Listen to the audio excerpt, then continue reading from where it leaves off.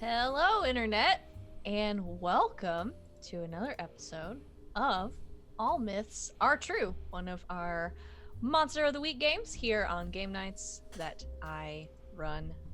I feel like it's been so long since I've seen you, Internet.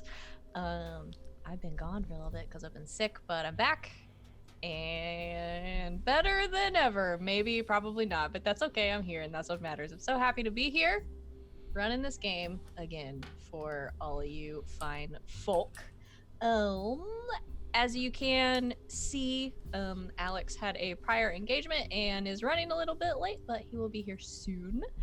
And in the meantime, we're gonna do some announcements, of which I don't have any really. Let's see. We will have our regularly scheduled D&D stream on Saturday nights, as far as I know, at 3 p.m. Eastern time. If that changes, I'll let you know. And since we missed last Sunday because I was ill, we're going to be picking up with a new episode of Slaying 101, the other Monster of the Week game that I run here on the channel on Sunday, this coming Sunday, September 29th at 4 p.m. Eastern time. So that game will be back as well. And then moving forward, all of our regularly scheduled things you can find at their regularly scheduled time in the regularly scheduled place, which is here on Game Nights on Twitch. Let's see. Oh, a fun announcement is that we have a new podcast surprise. Me and Sean decided to record a setup episode for a new podcast we're doing called Storyboard and not tell anyone about it, and just drop it on the internet and say, here you go, here's a present. So yeah, we have a new podcast. It's called Storyboard. The setup episode is live on Castbox and iTunes, or is in the process of going up on iTunes now. Sean, do you know if it's on iTunes yet? I haven't received the email. Okay, well, everybody tweet at iTunes and tell them to get their shits together. Nope, still no email from them. So as far as I know, it's still pending. Everybody be mean to iTunes. They can take it. No, but it's called Storyboard, board with an ED. And because we like spelling things in ways that makes it very difficult to explain over an audio medium. I don't know why. You came up with the name. That's a you thing. It's not an us thing. Yeah. But yeah, we're gonna be telling stories and playing games, so check it out. That's gonna come out every other Wednesday, I think. So yeah, our new podcast, a new Cyberscape episode just recently went up, all kinds of fun stuff. So yeah, we're doing things and playing games, and that's really it. You guys have anything you want to announce or talk about? Just say hi. Hi. Just looking at all the names for the colors of Twitch's new brand colors, because I'm a design nerd like that. We all got on Twitch and went like, whoa, it looks different. So hi.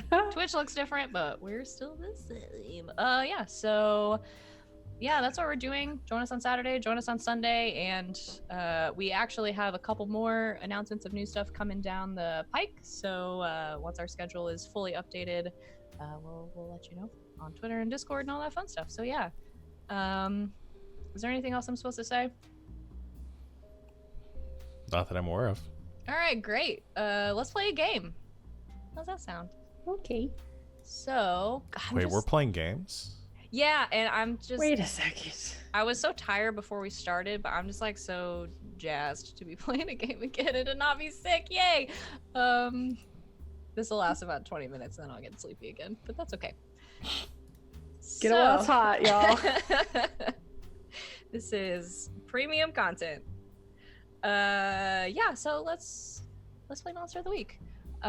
So where last we left off, we had finished the latest mystery, the case of I don't know if you all ever landed on what you were calling them. I had labeled them as elementals, so we'll call them elementals because I think that's what I named the episodes. The elemental creatures that you encountered. You did a lot of traveling and jumping through portals, traveling to what used to be the homeworld of the fiery creatures that had subsequently invaded the homeworld of the earthen creatures, and it was all very complicated. More complicated than I think I intended it to be, but you guys decided you wanted to jump into a volcano, so that's what you get. I guess. If you want to know what that's about, could have thought about it. Thought that would be boring. So instead, I improv'd an entire session of a game, and it's all on YouTube if you want to see why the party jumped into a volcano. But ultimately, you solved the mystery to the best of your ability, settled on calling in help from Aegis to relocate the fire creatures, to give the earthen elementals back their home, leave the terrifying ice creatures where you found them, and set up a new homeworld and a new planet for these fiery elemental creatures. So ultimately, hopefully, a happy ending, and we're going to resolve any kind of questions that you guys have about that here in a moment. The other main happening was Agent Smith going through a significant change, both in powers and in appearance, coming back through the portal from the icy world that used to be the fiery world. Agent Smith had an experience, we'll say, a psychic weird with a capital W experience of sorts. Heard a voice, saw some strange things, got some new powers, and ultimately changed playbooks from the professional to the spooky. So now he has Spooky Smith with spooky eyes and a spooky brand on his arm that he doesn't know what it means. Right, I forgot about that. Yep. But I'm looking at it now on Roll20, and now I remember. It is on Roll20, yeah. So to remind everybody, Agent Smith looks pretty much the same as he did, except for this strange sort of angular glyph or symbol that is now branded into one of his forearms, and his eyes have gone. What did I tell you they looked like? I have a description here. They were like all milky. Yes. They. Oh God, I have so many folders. Damn it. Yes. So they have gone sort of milky white and pupilless. The skin around them healed by Lethless magic, but sort of scarred as if it had been burned.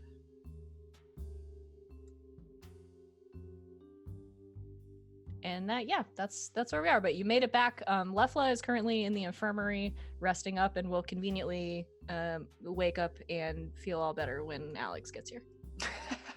How convenient. And that, kids, is called foreshadowing. Let me tell you more about storytelling. Do you want us to go ahead and ask you our questions as to what happened with all of the elementals? I would love to. Yeah. So if you have any follow-up questions or anything that specifically your characters would want to find out, know about, deal with in some downtime, you are going to have a little bit of downtime in between, like I promised, because some of you were very injured and in between mysteries. So you've all healed back up to full. You're all unharmed now. And then I had been forewarned of a couple of questions that people had in Discord, so I have stuff for that. So if you guys have anything in particular you would like to explore, now's the time. Oh no, I forgot to forewarn. Well, sorry, I didn't actually have any questions I thought about in advance anyway. Yeah, mine were kind of similar to the ones that were posted. I think, yeah, Periwinkle would like to keep tabs on like where they got it placed, and I feel like there's maybe like another member of her people who might even be on that team. Okay. So maybe like gets in touch with them. Yeah. But I don't have anything more than that. Okay. Yeah. So the questions that were posed that I know for sure that excuse me, that Alex had wanted answered, that I'm assuming weren't the same ones that you had wanted answered, what happened? Did they get relocated? Did everyone die? Suspense. So I think over the course of this week, this process is still happening. This is not sort of an instantaneous thing.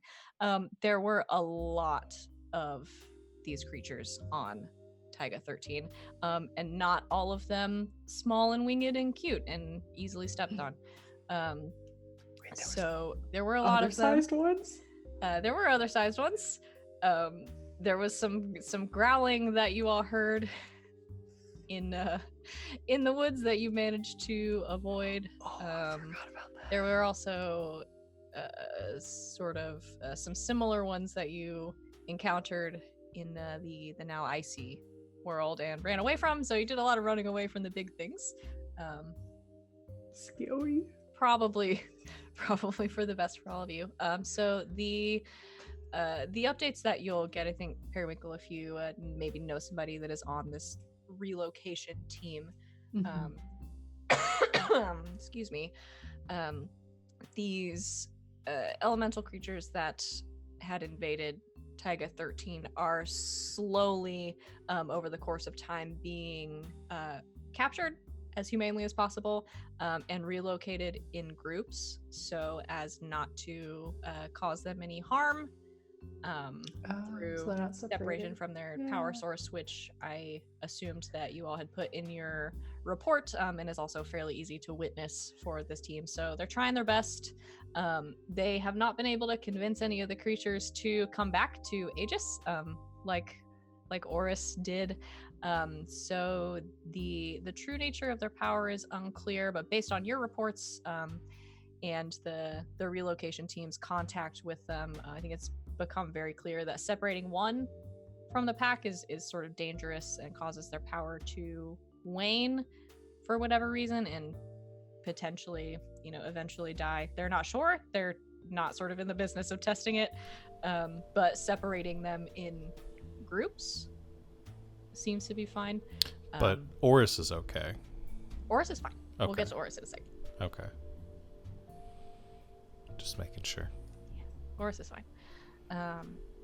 Or are they? We'll find out. Oh no! In just a minute, because I also had something for that, because I figured you would ask. So based on risk assessments analysis of the situation, which I'll give you guys because Theo is indeed in that department, so he would be able to give you kind of an update on all of that. They determined that it was the best course of action was going to be to leave the world that is now covered in ice in its current state and not mess with it, and instead relocate these fire creatures somewhere else. So they have taken essentially a world that was raised in the crossing, and has not since, and is since uninhabited, due to the extremely high temperatures that the event left it with, and they are sort of relocating them there and have reclassified that world as Ignea 2. Okay. And they are going to reclassify Ignea 1, the OG planet, as another Tundra planet. So that one has now become Tundra 7. The ice creatures are going to be left to their devices, but monitored kind of from afar for any activity that suggests they might be attempting more interworld travel. Okay. So they're just to make sure I understand, they're relocating the fire elementals instead of the Yes. instead of the cool. Yeah, they've sort of identified this world that you traveled to very briefly by jumping through a volcano that's now covered in ice, that used to be Ignea. They're just going to leave it and monitor it, hope for the best, and they're going to relocate slowly and in groups the fire creatures to essentially a dead planet, which would not be dead for them because it's super hot there, and Yeah. they'll so probably Oris's like it. planet is okay. Yeah, We'll begin to heal. hopefully. So yeah, I'd just like to check in on Oris then at some point during this process and make sure they're doing okay. Yeah, so Oris has been staying in. It's been about a week. They are sort of residing now within Aegis headquarters in one of the research divisions. They had set them up like quarters, essentially, but they're very small and everything is very big. So they have this giant space that's sort of theirs. They are currently under the care of two Aegis researchers, the doctors Jack and Naomi Murdoch, who I think you all are probably at least a little bit familiar with. A husband and wife team that works for Aegis. Jack Murdoch, an organic scientist type, and Naomi Murdoch, an arcane and sort of magical expert and researcher.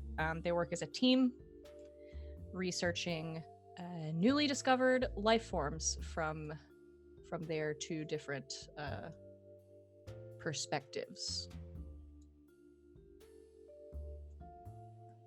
I love them. They are let's see, what did I tell them? Yeah, Jack and Naomi Murdoch. He is elven, she is a dwarf, And he's a what would you say their specialties were? well, in my notes I put organic scientist, and I don't know what that means. He's makes a sense to science me. guy and she's magic. He's science and she's magic, and they work together, sort of researching new life forms. Him sort of from a organic kind of science, organic chemistry, I guess. I don't know. I guess when you have magic in a world, you do have to start sort of distinguishing things between organic and non-organic life forms. And Oh, good point. Yeah. So he is more of a sort of a biology expert, and she is sort of an arcanist, magic expert. Both doctors. They're a team.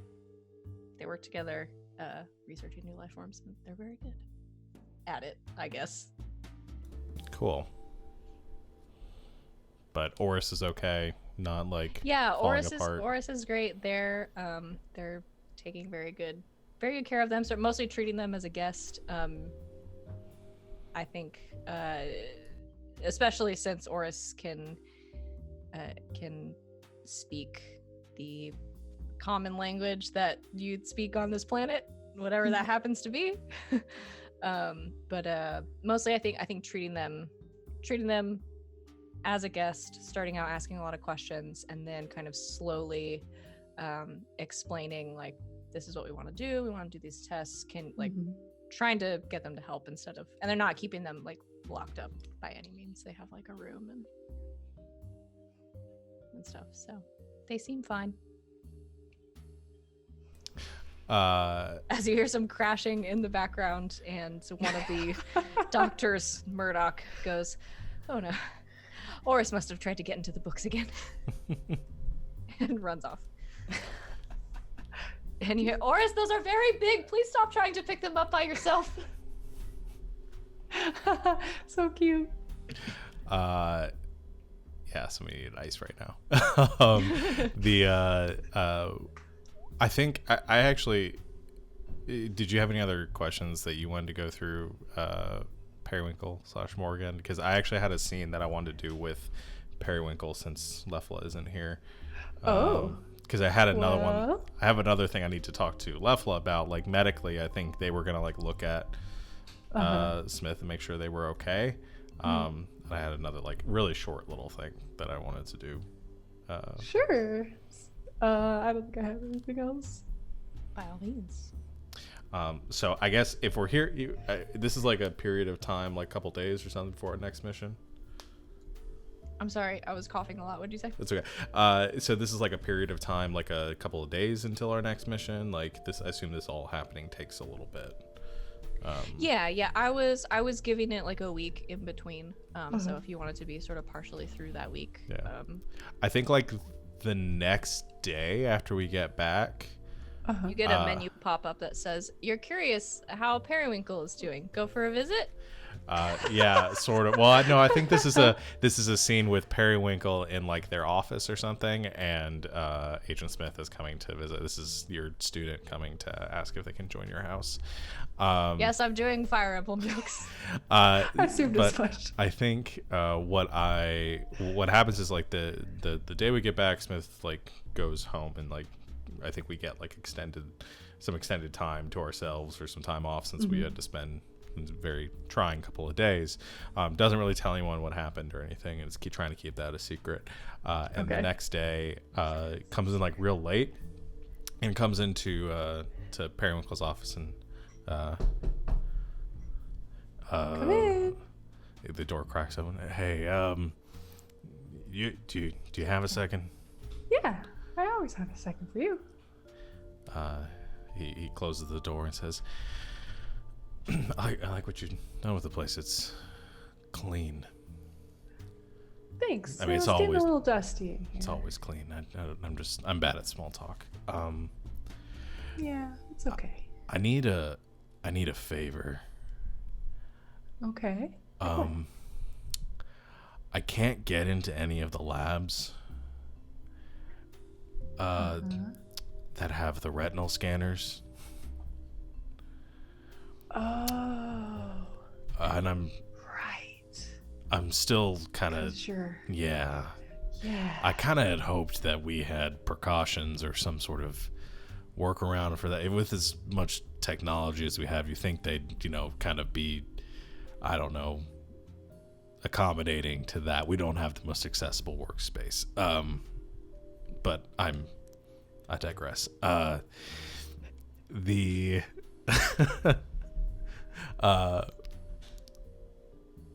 know you since you're in HR and everything, I thought you might be able to help me with my access. Yeah, I mean, we could try looking at changing access. I know some other people like Leftless kind of folks, they use like key cards. Maybe we could get you something like that. Yeah, I've got a key card. It's just some of them were classified or I don't know what designations we used. But some of the unit's facilities specifically require 2-tier authentication, and so they have the key cards and the retinal scanners. Right. And so I was wondering if you could help me get my scans into the system, like, without having to go through all, like, the... Yeah, with, like, your new eyes. Yeah. I guess. Yeah. Call them. Yeah. Because normally I'd go to, like, the front desk and they'd help me with that, but I don't... If Heather finds out about it, then she's gonna tell everyone else, and then everyone in admin, Right, all the we're admins still know about keeping it. stuff Yeah. under wraps, Yeah. right? Yeah. So Tell the kids. You I seen the haven't kids yet? I haven't seen them yet. They're with their mom during the week, so I'll see them this weekend, and I don't know how to explain that yet. Yeah. I mean, people get injured all the time at work. Just say that it was Yeah. a work injury or something. Yeah, that's actually a really good idea. Maybe I'll go with something like that. I'm just worried they're gonna tell their mother, and then she's gonna. Anyway, You're really nervous about this, huh? yeah, I just don't want it to turn into a thing. I know people that have had things like this happen in my time. Maybe not exactly like this. I don't think. Maybe we'll start like hearing thoughts, which is something in and of itself that we're gonna have to talk about, because I feel really bad about it right now, because it feels like an invasion of people's privacy, but there's nothing I can really do about it. I just sort of like walk into the break room, and the things that people think about when they're in the break room not really work appropriate, but I can't really get people in trouble for their thoughts. This sounds like a new development. You didn't mention that before when it first happened. Does it happen all the time? A lot of the time, yeah. Oh.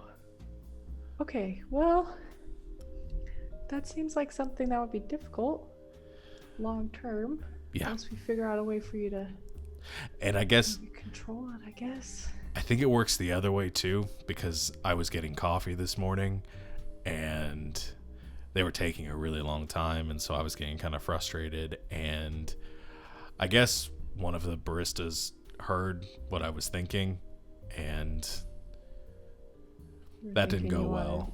Oh. Yeah. They were a little upset by some frustrations, which I wasn't going to say, obviously, but I guess it kind of went the other way. So I got to work on that. Yeah. You know, I mean, there's some. I mean, I've told you about some of the visions I have, and there's some others of my people who have things like that. Maybe we could go to them, and maybe they have some ideas of maybe ways you can learn to control it. Because I mean, we've had it all our lives, but you just kind of got it, and so you're kind of like a baby. Little baby Jethro. I bet you were a cute baby, huh? If you say those words in that order outside of this office, I'm teasing you. You know I that. still outrank you. So, yeah, I know. It's fine. I deserve it. I mean, I went and let myself get, I don't know, possessed or infected. I don't know how to define this. It's not completely your fault. We don't know what it is yet, so you can't take fault or blame for where we don't know what it is. Yeah. Yeah, it just feels like my fault. But anyway, that's not important, and then I'll get over that and find a workaround. I don't know how long I can keep this a secret, and it's probably going to be worse because I'm trying to keep it a secret. But like I said, I know people this has happened to, and get injured and things happen, and they don't typically tend to stay in my position for very long afterwards. So. Right. Well, we'll see what we can do about your job, but your sanity is also an important thing. You're hearing people's thoughts, and who knows what else might develop. We should probably be the focus. I understand you get very focused about your job, and you do a good job, but my sanity is iron tight, locked. I'm good. I mean, I know what's going on. I understand. It's not like I'm hallucinating anything yet. So so when Smith hears thoughts, it's completely he's not just trying to hear it just happens sometimes. I think it's right now it's just happening. He doesn't really know how it works. He doesn't know. Yeah. Okay. Then you might be hearing Periwinkle in her mind be like, right, okay. All right, well, let's get your retinal scanners figured out. It's been a while since I've used that machine, but I'm pretty sure I can remember how to do it. Let me go find out in one of the offices. All right. In the back closet. Do you want to stay here or help? Yeah, you just relax right here. I'm gonna go get it, and then we'll do it, and we can just do it in here. That would be perfect. Yeah, nice and private. Okay, I'll be right back. And then goes to go find. I'm assuming there's some sort of device to do this thing. Yeah.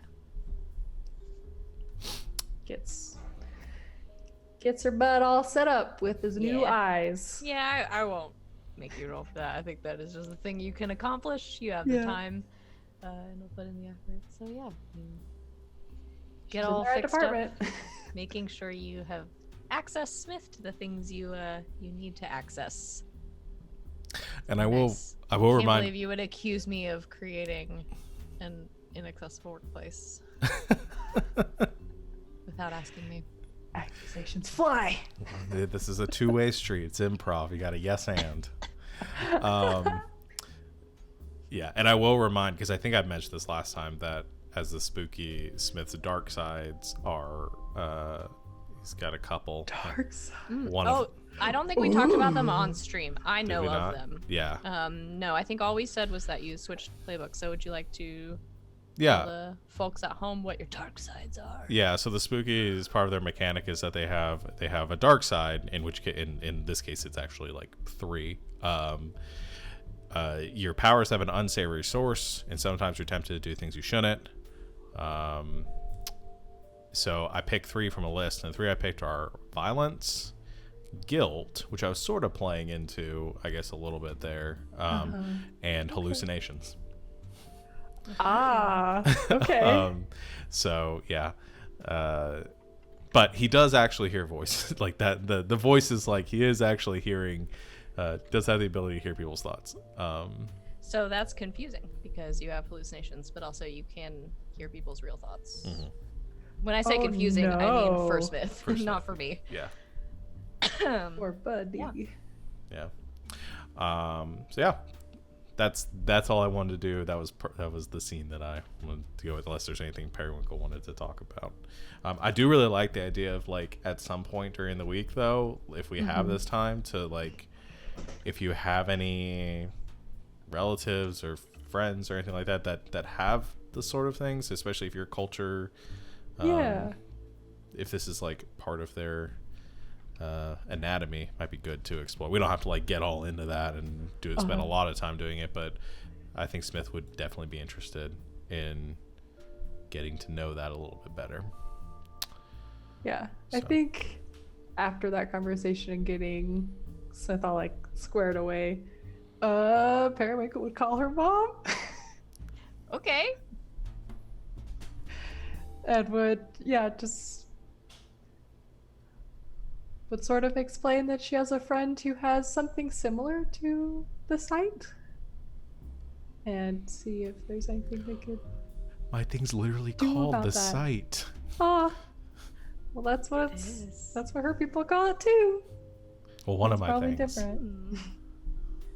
because I can see invisible things too, which also makes the hallucination things even What? better. Oh my gosh. Which is why you were seeing I can see spirits and magical. you were seeing influences things and in the stuff. forest. Yep. So yeah, I definitely set this up for hallucinations to be real nasty. So Oh Yeah. no. I'm ready. I am ready. Yeah.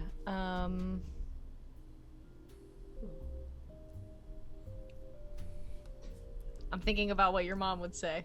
Oh yeah. Like my clutch mother.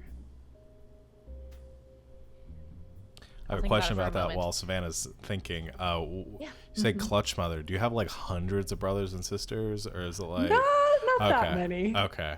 I wasn't sure But- if like this is like insect reproduction, like to the extreme of like. Yeah, no, there's not that many, but I'd say somewhere between like 10 and 20. Ooh, that's still a lot. It's not hundreds. Yeah. But yeah, she has a lot of like siblings. So how accessible is your mom to you, do you think? I think I have two brothers and relatively. sisters, and I have trouble talking to my mom. So Yeah. I think like relatively. I feel like her people, like they don't necessarily have like the parent-child relationship that like regular humans do. Like they're usually not as like tight with like their parents, their mother. But I think in Perry's case, because she was like the runt and like also has the sight, that like she had this little connection with her mom. So it's like a little bit closer than the like rest of her siblings are. What do retired queens do? They probably just, I don't know. Yeah. what? What? Yeah, Um, I think if you call her, I think she I mean, would probably take an interest in that for sure, especially if you pitched it us as one of my friends, and it sounds like something very similar, and he, you know, Yeah, he needs a little bit of help. needs some help, and I think she's inclined to help you. And maybe you should bring him around for dinner. But we will. Okay, so it's like a dinner thing. It's not like me going and hanging out Oh, with I your don't know. mom in the woods in a That was yurt in heavy quotes. taking ayahuasca for a week or something. Maybe it is. I don't know.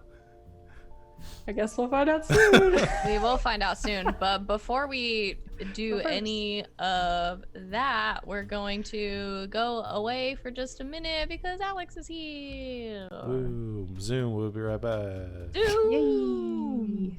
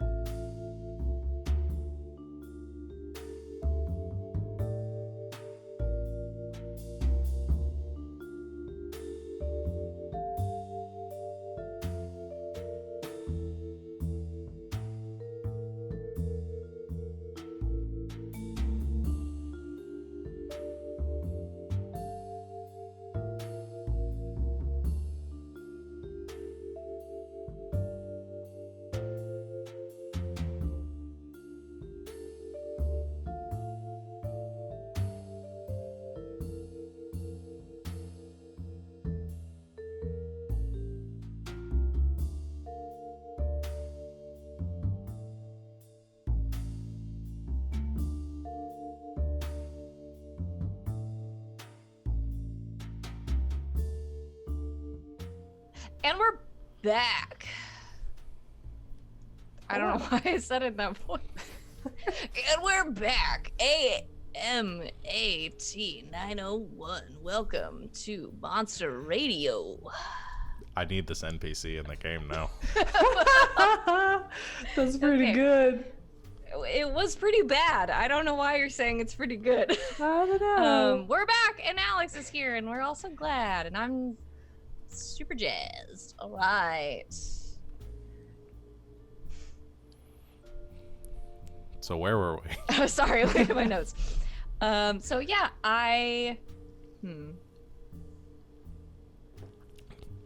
because I want to dig into this this discussion with Periwinkle and her clutch mother and Smith, but I don't feel prepared to do it right now because I want to sort of give it what it deserves. So I want to kind of put a pin in that. You send her a text and we and visit. Yeah, there you that. go. set a date to meet later on. So yeah, but I think you do call her, and I think she definitely wants to help you sort of explore that, the way you pitch it as like a friend having, something similar to what sounds like the site. And I want to give that all the attention and gravitas it deserves, and I don't know that I can do that off the cuff. So I want to put a pin in that and talk about that, and what we want that to look like later, if that's okay with you guys. Sounds good. Right. And somewhere in the distance, Lefla wakes up and feels great. Yeah, And 'cause is when we healed. left off, they were on the unstable side of. Yeah. Ooh, no. You're fine. It's been about a week. There has been time to recover and sort of be in the infirmary. But you're healed of your harm. No longer unstable. Are we And, all healed of our harm? Yes, yeah. So anytime you have time to rest between mysteries, you are healed up to where you were before. Sweet. So we're all good. Everybody feels good. And yeah, Lefla, while you were sleeping, Smith and Periwinkle did not burn the place down. So Wait a minute. yes. Yeah, so Smith and Periwinkle, unless I am interrupting any further conversation, Sean, you had another conversation you wanted to have? Yeah, I thought that actually, we could probably do this with all of us. Maybe when we're doing the scanner or something, maybe we go to Lefla's lab, because I know Lefla also wanted to do a medical inspection Yeah. to make sure Okay. Smith wasn't going blind or anything.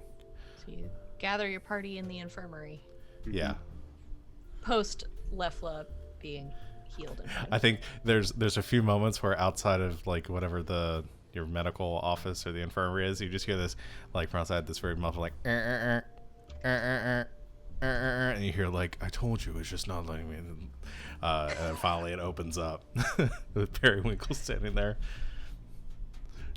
We need to get this sorted out. I'm telling you, I guess it'll just take some time for it to update in the system, and just it's frustrating though. I'm surprised you did not put in a priority request or anything. I was bedridden for so long, and yet you still have not powered through the bureaucracy. Trying to keep it off the books. Who are you and what have you done with me? Yeah. I know, right? I would just, I'm not too far away from being able to get my pension. I just need to put in another, 15 years, and I'll be good to retire. Not too far away.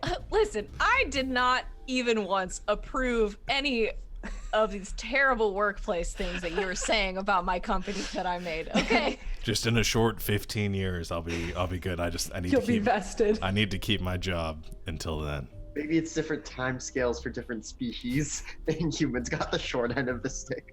Honestly, they deserve it. Yeah, you think they could put it in an elevator or something? It's just stairs all the way up. Giving her a conniption. I'm defining your world. Stop me. You already got to do your "this is what you know about locusts." I haven't gotten to do that about Aegis yet, so Aegis isn't a new world it's its to you. own place. No, it's not. No, it's not. Anyway. Yeah, I don't really want to lose my job just yet, so. I mean, I have to imagine something like this happened before, but anyway, let's at least get this started, and make sure everything is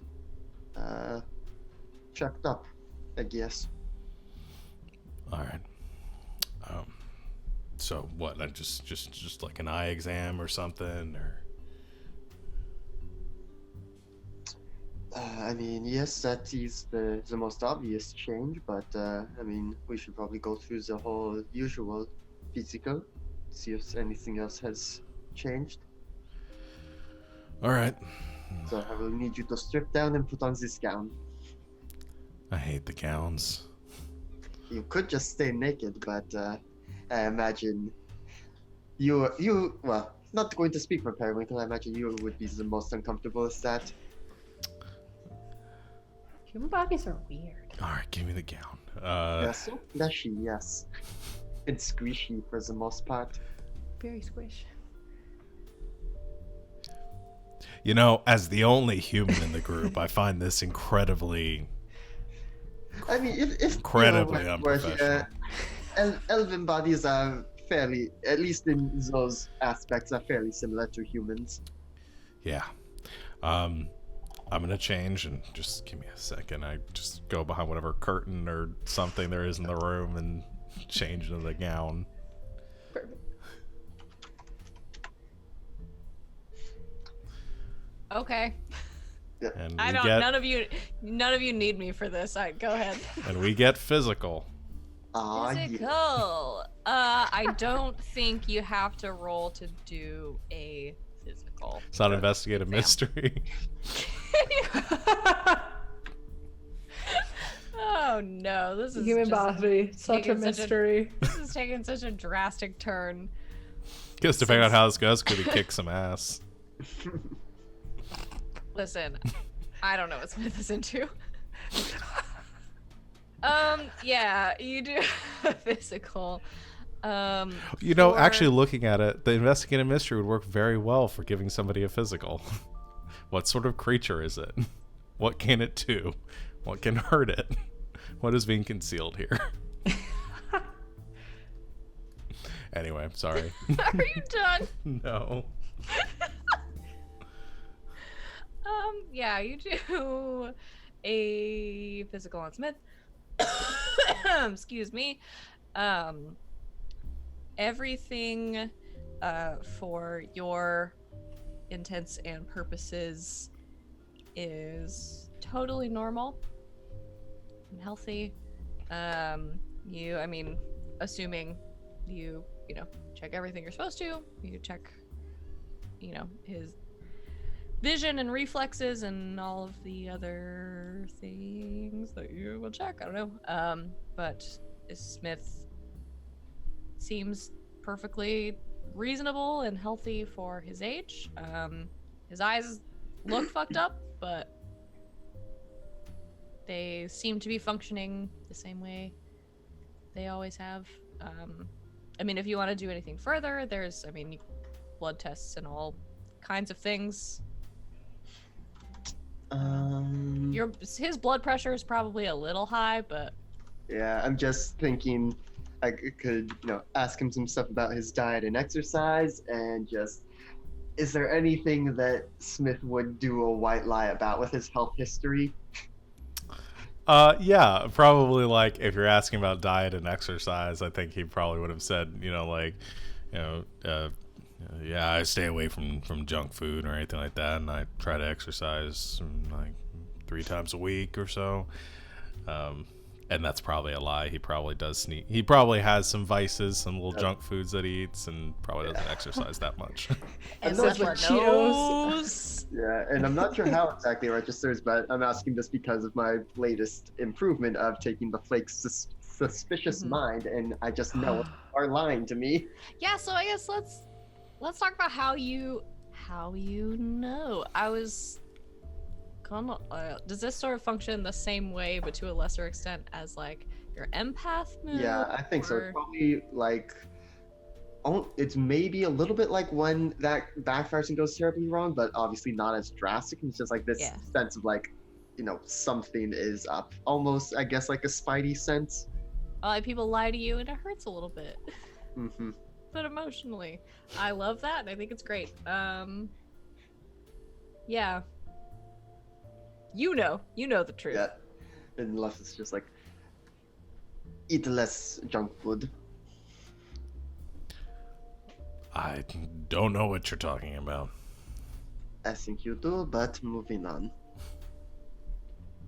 Yeah. I mean, I think other than he could stand to lay off the junk food a little bit, and maybe his blood pressure's a little high, he's fine. Mhm. Fine and perfectly fit for field duty. You appear as healthy as can be. It's just obviously your eyes appear to not have the same biometrics, so you'll need to get that updated. Yeah, we're working on that. There's also this, and I show him my arm and the symbol on it, and I say, can you tell me anything about where this might have come from? Does it just seem like a tattoo, a scar? Oh, did I make it where everyone could see what it looked like, or is it just you? I don't know. Haven't seen it. Maybe it was Yes, something then. before. Roll Oh, 20, I let don't me check. see. Oh, I'll put it. Oh, I didn't. Well, all players. It's save. super intricate and like It's not, incredibly complex. It's this very simple sort of couple of lines angular. It Kind of looks like a 7. it does kind of look like a 7. Is that how many lives I have now? Oh no, you're Justin Timberlake in that movie. Oh god, I haven't thought about that movie in forever. I haven't even seen that movie. Okay, yeah, it's I would say for it looks most similar to a tattoo. It's black. It doesn't seem to have done any damage. I say in quotes because technically tattoos, needles, damage to the skin, whatever. Yep. Science, but yeah, it looks like essentially I was calling it a brand. I think it looks more like a tattoo than anything. Yeah, on his forearm, in this very kind of angular fashion. Stylistically, you know what it looks like. Did you go on a bender while I was in the infirmary? This appears to just be a tattoo. No, unless I got really drunk between the time that we left that fireplace and got to the Taiga 13. Then unless I got drunk during that point and went and jumped into a tattoo parlor, then no. It's popped up at the same time as my eyes did all this, so. And it looks, I'm not going to say it looks dissimilar to the other things that we've been seeing in our last couple of cases. Oh. Maybe we should look into those. Yeah, I'm starting to think we should. Correlation is not causation, but presumably, I guess whatever happened with your eyes is what caused or this caused the eyes, and I guess we will see if it has anything to do with the other stages. Yeah. Well, we need to probably report that. There's got to be somebody here that might know something about these symbols. I mean, who have you been submitting them to for when you submit reports of our missions? My supervisor. Perhaps we should go see what they have made of it. I don't know. Maybe they don't. Okay. I mean, I've never met my supervisor, so I don't really know. Wait, how have you never met your supervisor? It's Like not your really boss? that's not really how the unit works. It's Right. Can you send them a message and ask I who they can tasked send. with? Yeah. I can make a request for information. And how long do those usually take? Depends. Depends, like a few hours, a few days, a few months. Usually if they get back to me, it's within a couple hours, or they just don't. Okay. I also, things haven't been going super well lately with our past couple of cases, and there have been hiccups, and the unit doesn't really like hiccups. Right. So, they should hold their breath until they go away.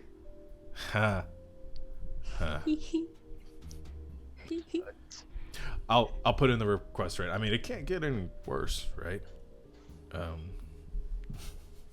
I'd like to use my, I guess, where's my move? When I deal with the agency, requesting it's help or gear. I kind of qualify this as help. Could be gear. You don't know. Or gear, I guess. Books or information. Sure. Roll plus sharp. Boop, ba-doop, ba-doop. Okay. That's a 9. Okay. Which means? So on a 10 plus, you're good. Your request for gear or personnel is okayed, or your slip up goes unnoticed. On a 7 to 9, things aren't so great. You might get chewed out by your superiors, and there will be fallout, but you'll get what you need for That's the job. what you've rolled, I think, every time. Oh no. Yeah, I know. I think I did roll in our last one before the elementals with the shapeshifter. I think I did roll a full miss, which is when you're suspended, under investigation, or just in the doghouse. And that's why he's currently in the position he's in. I remember the red tape after the werewolves, but I trust you. Yeah. Cool. Okay. So you put in your list. How do you do? Is this an email that you send, or is? Yeah. How do you put in this request? I think there's some sort of like encrypted message function, like email or something that I send to whoever my superior is. Okay. You send the message very quickly. I think just a few minutes later, you receive a response from them. There is no text or anything to the message you get back. It's just an addition to your it's just a GIF, and it's that guy just blinking really hard. Or the Spaceballs, we ain't found shit. Yep. No, they're saving that one for a full miss. God damn it. You get a message back that is just an addition to your calendar, and they have moved up your next mission briefing for your team to today in 20 minutes. Shit. Well, I got we've got work to do, I guess. They moved up our briefing to today in response to my request, so fingers crossed, maybe they're related. Is the unit allergic to using their words? You know, they might be. It's very secretive. The pay's good. It's real good. It's part of the reason why I can't lose this job. I really don't want to go to accounting. Anyway. Yeah, Jason accounting is really difficult to work with, so. Yeah. The captions said Jason accounting. Like, Jason accounting. Like his name was Jason Accounting. Maybe it is. Mr. Accounting. Mr. Accounting. Oh god, now I have to make a note on my NPC sheet about Jace in accounting because I have to know more about him. Oh no. Or Jason Accounting. Jason accounting. Maybe that's what he calls himself, and that's why he's so terrible to work with. Goodness. Okay, we'll return to Jason accounting. All right, well, guess let's go to this meeting. Yep. Let's do that. You may want to get dressed. I imagine your supervisors would not take kindly to you showing up in the medical gown. Yeah. Okay. Go back behind the curtain and start getting The dressed. sunglasses and hospital gown look is burned into my brain now. It's very good. Oh my god. Okay. Yeah, so you get dressed. I will say before we move to that point, Alex, before this moment, is there anything that you wanted Lefla to accomplish? I don't want to skip over that. Or if there's not, you can think about it and we can talk about it later. Yeah. Probably something later. For now, we can just say that they had to spend a while resting up before they were Okay. given a clean bill of health. Okay. They caught up on their stories. Oh, good. I didn't want to skip you if you had something Yeah. in mind. But if As you the think of world anything- ferns. Yep.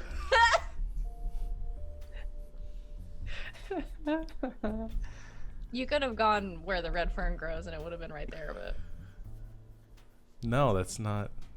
That's not left with style. It's not isn't a. it? I was trying to think Isn't Days it? of Our Lives, but I couldn't think of any. Days of Our Lives. Daisies of our lives. Daisies of Our Lives. That's so that's good. It. That's so good. Daisy. Anyway. Okay. So, yes. And then they have the cross-pollination episode. And it's just so good. This is why we thought about having the gardening tag Yeah. on Twitch.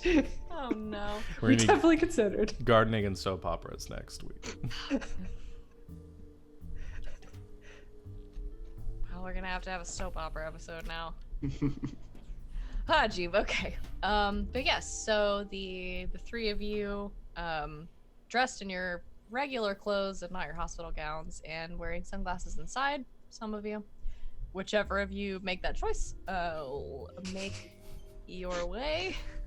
I mean, I guess at this point, Perry's the only one without aesthetic glasses, because like Leffa Yeah. has the frames that they wear Mhm. just to help So others. she's thinking about getting some cute fake ones to match with her friends. Spec Squad. During the meeting, Periwinkle's just on Amazon, like, Just like doing a little shopping. yeah, so you make your way to your briefing, which has been moved up. So you watch Aiden Smith's favorite video, the Courser introduction. I don't think he's as into it this time. I think he's too nervous. Oh. That's okay. So you watch the video, and then after this, the couple of minutes that it takes, I was gonna play the music, but I'm too lazy to do that for this bit for just a second. So you watch the video, and the music plays, and it's still very good, Smith, but you're a little nervous.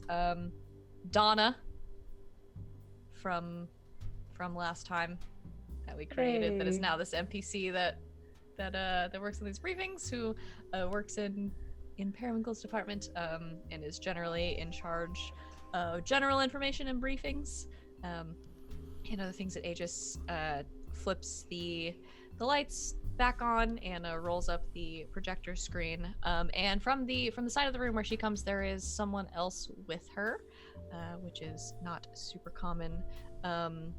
A person, relatively small, thin, and lithe, of a dark, nebulous form, a shadow that sort of stands off to the side, sort of waiting for Donna to speak. And before you, she says, "So, let me pass out your files. Welcome back, everyone. Another week, Donna. right?" Yeah.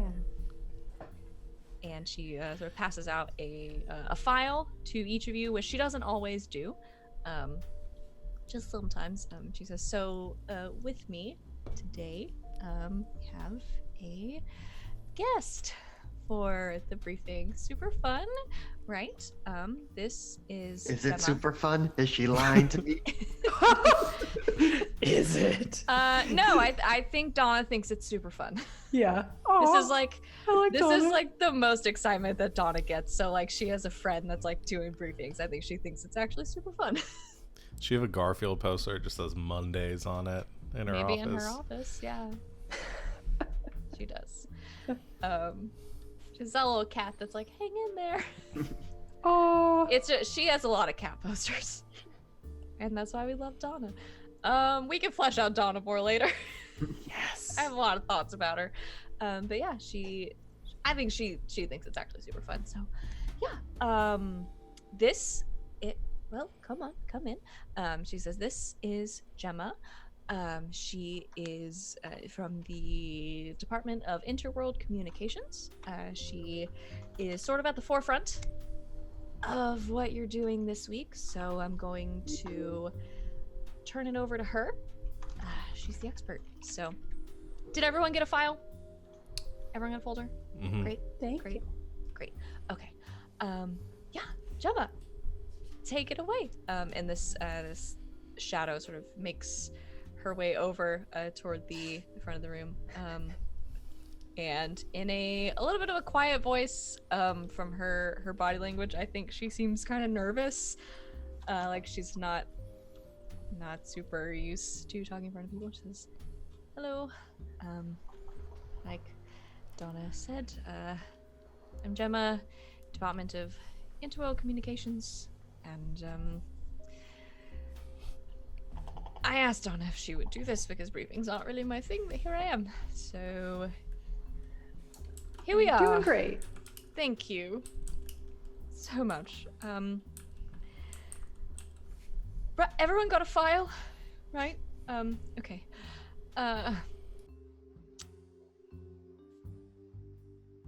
Okay. She seems super nervous. You are going to the Dwarven homeworld this week. Super fun, as Donna would say. I'm very bad at this. I'm so sorry. The Dwarven homeworld. Draocht. There's a spelling and pronunciation guide in the files that I put together for you, so you can refer to that. Like Donna said, I'm from the sort of interworld communications department, and communications with the Dwarven homeworld have become suddenly very strained. Since the crossing, really, they've been very open with us, very communicative, with Aegis, with Locus in general, but they've begun really withholding all but the most basic information when contacted, and otherwise they've sort of gone silent. As some of you might know, Dwarven society specifically is steeped in primordial magic. Draocht is home to the largest magical academy we have on record for any discovered world. It's called Noctod Glane. Again, pronunciation and spelling. In the file, we do sort of share common languages with the dwarves, but I find it's important to refer to things by their names. Okay, you That's don't very need to know thoughtful. all of these things. So you're going there. Things you need to know. Right, I've got a list. And she's sort of like shuffling through her like papers and like notes. She says, so a couple of things. The dwarves, they're governed by an elected leader. They're called the Dryo. They're chosen by the people based on what my notes tell me. Their showings of wisdom and magical prowess. The current Dryo is called Shabon Dreadnought. I've never spoken to her personally, but I'm told that her name sort of speaks for itself, and that she's loved by the people, but also quite terrifying. As I've heard her screaming in the background of some official communications. Anyway, you don't need to know that. Yeah, so there's her council of advisors. The person that Aegis is normally in contact with is named Eamon Gala. Again, I've got all these written down for you, so don't worry. He is, in his words, advisor to the Dryo, council lord of Dryocht's official communications, and foremost professor of all things enchantment at Noctod Glane. If I can be honest, his silence is especially concerning for me, given, well, as long as I've been in contact him, Eamon, Council Lord Gullah, He has the personality of someone who's afraid of silence. So. That's my report.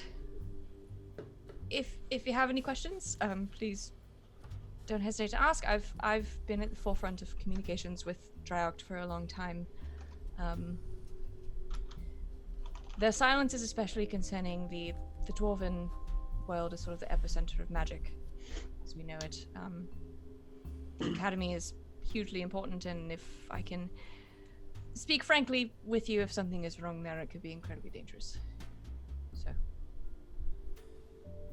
So we are meant to make contact with the magic school, or the Dryoct, you said, or? Well, they're all sort of one and the same. The academy is very important. The dwarves, they have there's a deep sort of primordial connection to magic, and so their leader is sort of also the leader of the academy, and the council is also sort of, it's all kind of the same. So letting educators run the government, not a terrible idea. I thought so. Did anything sort of change? Like, I don't know, did we say something mean, or did they say something? Like, well, I'm sort of at the forefront of communication with them, so I would hope not. Can I be very frank with you? Please do. I know there's reports and jargon and there's official channels and all that need to be respected and followed for this, and they are, but from my perspective, Eamon Gala, their sort of council lord, minister of communications, he has many titles. It's not like Eamon to miss his weekly reports. I reported it because it's all very strange, and everything was very open and nice, and it's not like him to share so little of his day-to-day with me. From my perspective and what I know of you, he sort of rivals Agent Smith in his respect for protocols and meetings and all of that. And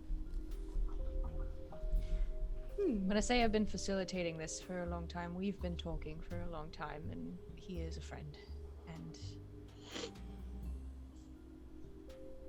his silence is troubling.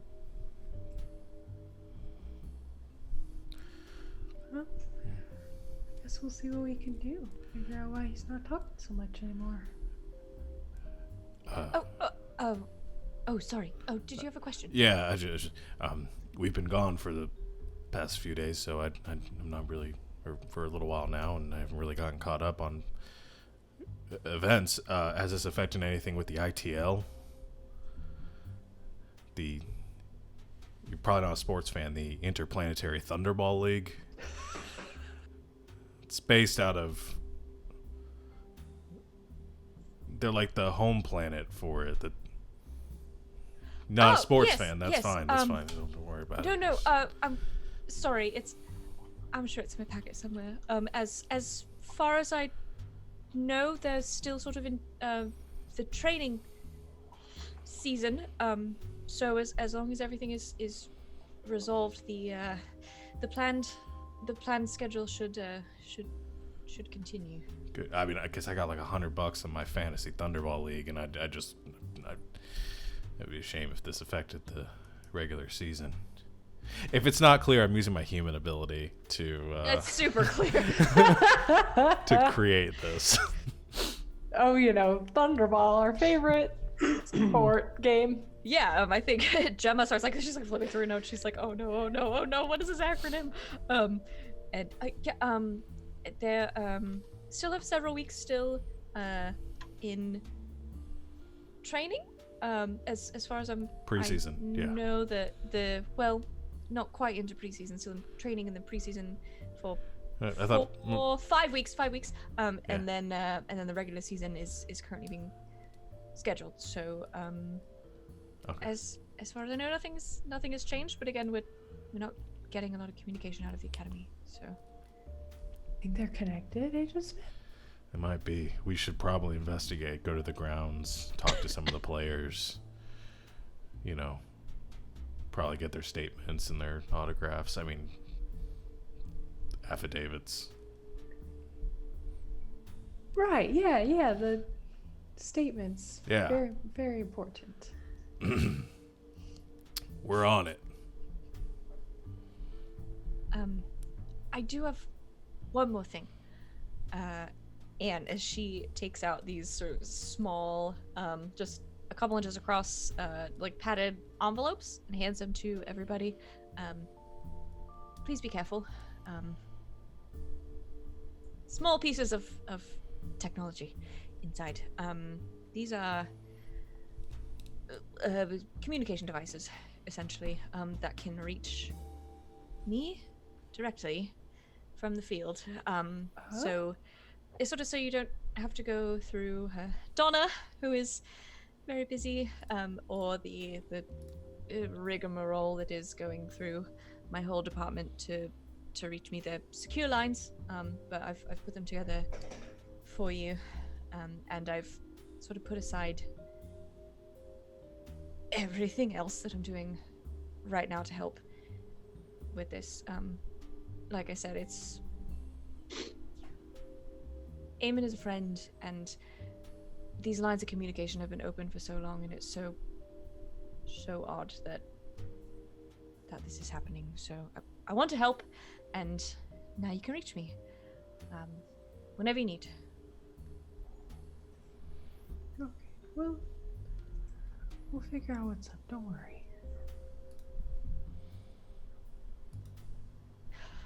Do you have any questions for me? I'm supposed to ask.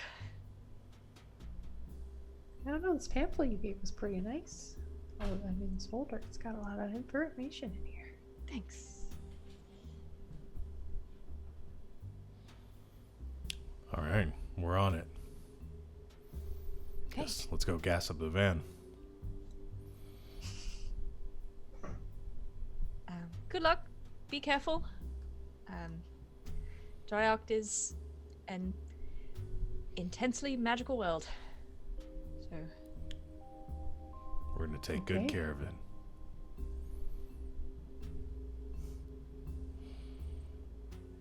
Do you want us calling you often? These that's devices? it's up to you. I've sort of I've set aside my other projects to be available. So if you have any questions, this is sort of my whole thing. So Awesome. We've never had like somebody who could specifically call about this. This is awesome. Don't worry, it'll be okay. We'll figure out what's up with Eamon. have a good trip. And she very awkwardly starts to like leave the room. Aw. Gemma? That was her name? Yes. Okay. Alright, and I have spelling for all these things. Mhm. Which I'm going to put Hey. chat Sweet. for you.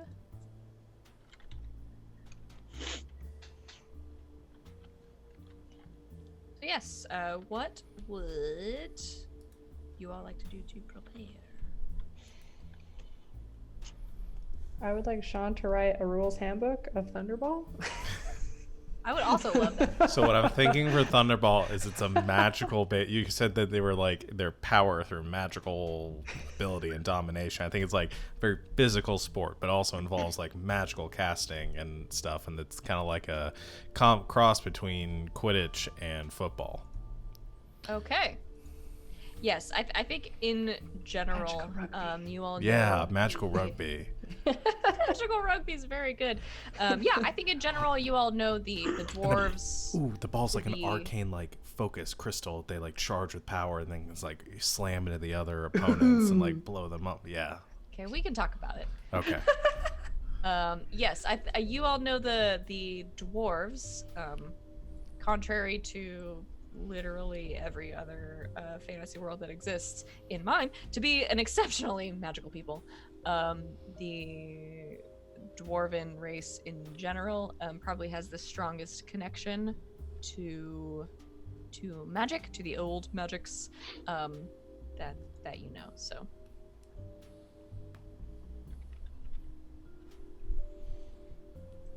I think at some point as we are going through the hallways to whatever we need to get ready, I think Left's gonna be like, well, your department is even more obfuscating than I thought. That told us nothing about the sigils. So unless they think there's something about them with this next mission.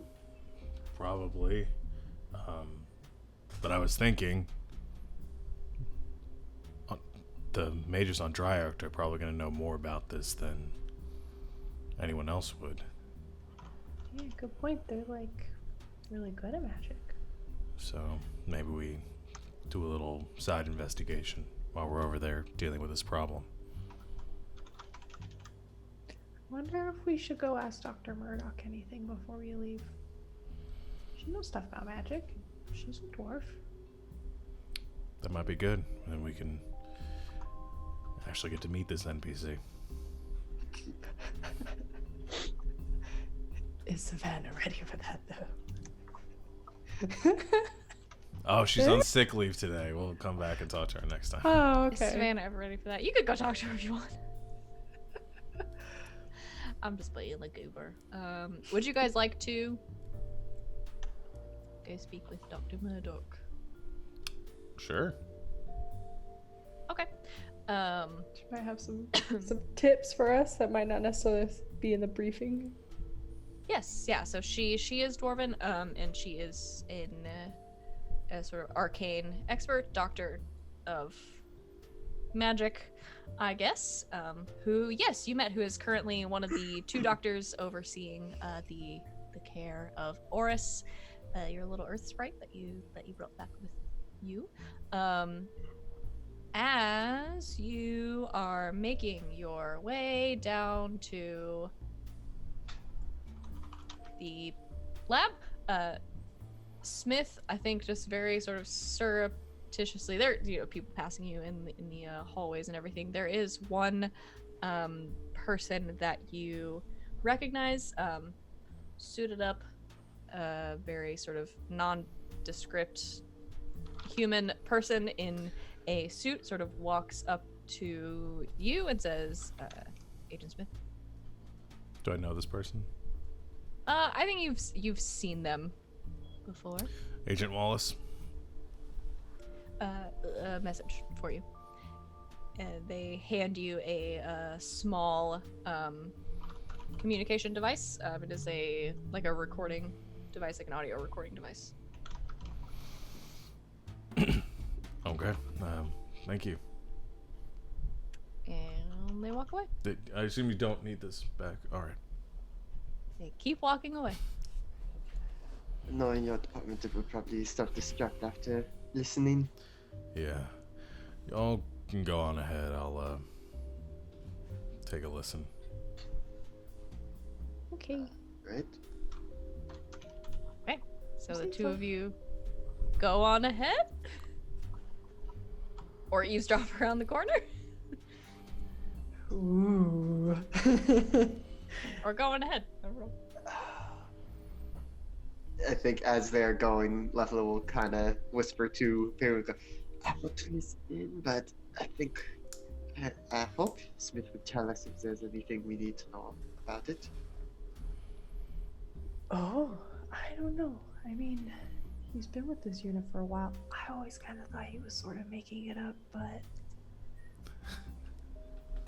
this seems like a pretty big ruse at this Wait, point. you do my payroll. How do you think that I'm making this up? You're in a special secret part of Aegis. Like a secret separate unit. I don't think appears on the payroll. It's like or Might not. at least maybe not at her level. Anyways. I mean, if you want to listen. It might make him all paranoid, though. Yeah, we should Like, probably no just stuff. go ahead. Besides, I will know if he's not telling us anything about it. I've got a sense for these things. Do you have powers too now?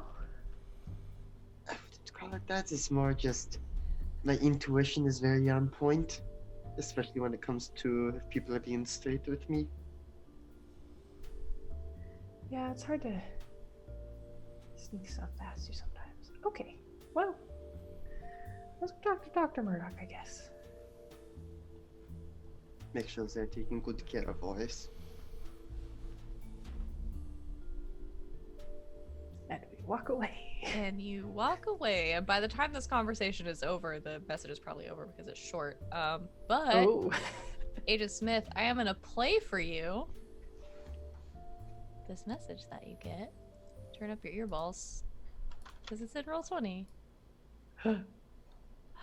I don't actually know how loud it's gonna be because I didn't get a chance to test it, but I'm you ready with the press volume. Play, and it plays you this message in a sort of robotic voice that I think you have received messages before. Smith. Listen up. You're only getting this once. We have a particular interest in discovering the source of the sigils that your Courser team has brought back from previous cases.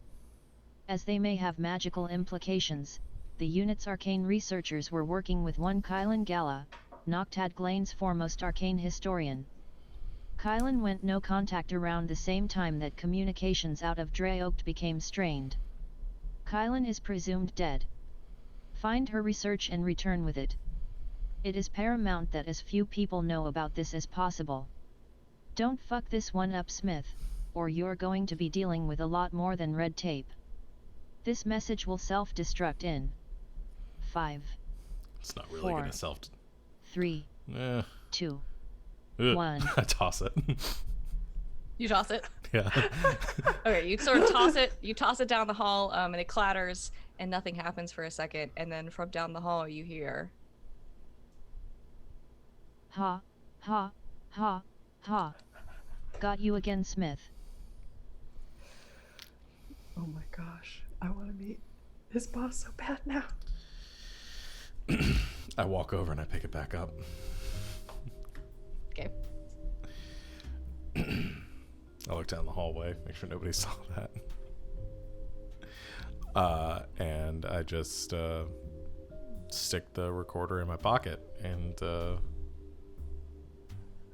head to meet them at the lab. okay." So you meet up with your team a minute or so later in the lab where you know the doctors Murdoch to be working. And yeah, I think as you enter, one of the doctors, sorry, I'm pulling up my notes here.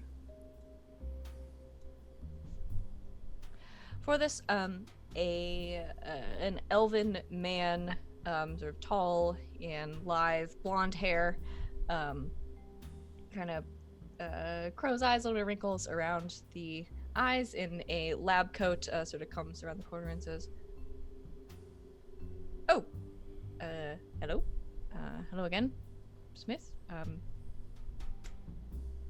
can help you all with something." Yeah, we were wondering if we could talk to, Mrs. Dr. Murdoch? Naomi, yes. Yes. I'll don't imagine she doesn't have a moment. Let's find out. He sort of walks back around the corner, and you hear a little bit of conversation between the two of them, and the other Dr. Murdoch. Naomi comes out, a dwarven woman. She has this kind of bright red hair, very long, kind of tied back in a braid that goes down her back again in a lab coat. Comes out and says, "Hello again. What did you need?" Hi. Well, we're gonna go visit the Dwarven homeworld, and wondered if you had any advice or tips or places we should visit. Well, I'm assuming your orders are telling you where to visit. Yes, we are most likely going to be spending most of our time at Lochta Glen. That place. Makes sense, yeah. The academy center of the city. What do you want to know? I don't know, like what's like proper, like manners among dwarves or people visiting. We don't want to get things off on the wrong foot. I mean, I think it's fairly simple. It's nothing you're not used to. Lots of magic around, so I don't know, everything I guess sort of sparkles and is very shiny for people who don't do magic. It's really very straightforward. Don't piss them off. Okay. Just want to check if there was any like specific customs we should be aware of. I mean, they're really big into what is it? Thunderball? Not Smith really walks my in at area that of point after expertise. listening to the message and like, somebody say Thunderball? Smith, hello again for the third time today. I know me. Your friend is fine. Well, pardon me for doing my job. Is part of doing your job wearing your sunglasses indoors? Or are you just making a fashion statement? I had an eye exam earlier. My eyes are still dilated. Light Who sensitive. in this building is still dilating for exams? I don't know. It's a really old school doctor. If you want me to say something, just let me know. But, no, I mean, fairly standard manners and all that. They're probably a very proud people. I don't know, I haven't been to Dryocht in... I've been once. It's, a lot of us live here now, so, Okay. I don't know. Be polite. Respect what they do. And, I've heard the Dreadnought is, a bit intense, but nothing you can't handle. Okay. Do you guys have any questions?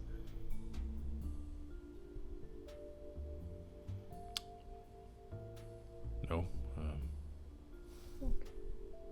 I just thought I'd check because I'm not very good at remembering certain things sometimes. So, all right. Well, thanks, Dr. Naomi. No problem. You'll be fine. Be nice. Let them talk and bore you with their research a little bit. You'll be okay. Oh, and I guess let Jack know we're gonna have to push back the draft until probably next week since I'm gonna be gone. So I'll send out another calendar invite. Okay. You could just email him. I'm not his keeper. Sure. I'll just send him an email then. Professional as always.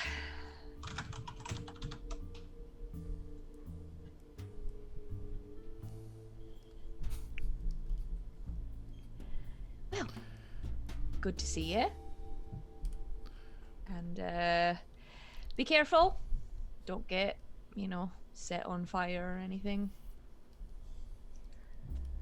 Hopefully not. I Okay. feel like eyes left. This might be a little funny, but I think I want to use my empath move on Dr. Naomi, figure out why she is like this with Smith. Oh my goodness. Okay. This is gonna go so wrong. Roll it. And of course, it is a halfway decent roll. So that was an 8, but -1 for 7. So on a 7 to 9, you gain a hazy impression of their current emotional state and intentions. Smith, how long have you known Mrs. Dr. Murdoch? I mean, probably if they've been with the department a while, then probably a long time. Okay. Do you think you have a mostly good relationship with her and you've just been getting on her nerves a lot this week because you keep showing up? I was wondering, you see, I was thinking that maybe she is like close friends with his ex-wife. Well, that's interesting. But they don't have like a bad relationship, so that doesn't really make too much sense. I think they have a fine relationship and she's just irritated because you won't get out of her office. It might be a combination of that, and I think maybe like a while back, like probably at a holiday party a couple of years ago, there was like Agent Smith made a joke about like, I don't know, about magic or something that she didn't really appreciate. And he probably regrets now. And yeah, she's kind of held it against him since. But I think he's good buddies with Mr. Murdoch, with Jack. Naomi's just not a big fan of Agent Smith, I don't think.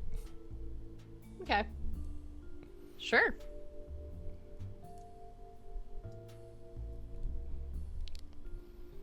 Yeah, I think Leffler, you get a hazy impression of I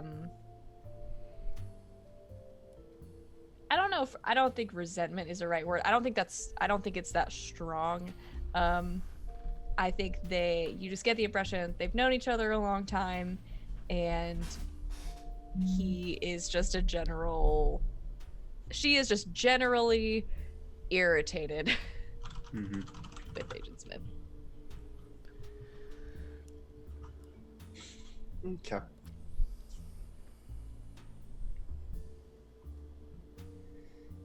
Alright, well, you have been helpful. I guess we have a mission to get to. Sounds Get like out it. of your hair. Be careful. My people are short, but very magical. So watch your back. I think I at least have some beat on the shortness front, because I assume I am shorter than her and than most dwarves. Yeah, how tall is Leffler? I think I've said 2, maybe 3 feet tall in the past. I forget exactly. Yeah, I think if it's under 3, I think Dr. Murdoch probably clocks in at like 3.5, maybe pushing closer to 4. So yeah, I think you're a little smaller than her. I like her statement about short but magical. Like those are inversely related somehow. They're small but powerful. It's just funny to me. It's like they're purple but British. Well, as we I'm know, sorry, do you want to write the 10 races that are currently No, I available just to liked- play as in this world, and also an entire planet? I just liked that. I'm just really reading into what she meant by that. But as we all know, magic wells up from the toes, and the less time it has to travel, the more potent. It does. It has to build up very quickly. And that's why Phoenix magic was always going wrong, because he was so tall. Listen, There I you took go. a left It's turn too to this tall. world, and I made the orcish people all super fancy and noble, and I made the dwarves super magical, and honestly, that's all the effort you're gonna get from me today. All right, let's leave this room and planet before any other awkwardness happens. You all bring the awkwardness upon yourselves. That's all I have to say to you. Yeah, you get out of the good doctor's plural hair. um, and finish preparing for your mission to the very magical world of the dwarves. I think with that, we'll take a quick break and refresh ourselves, and then come back in just a couple of minutes to continue this adventure, because a couple of you have things you need to do at the beginning of a mystery, which I think we have made it to. So, yeah, we'll be right back.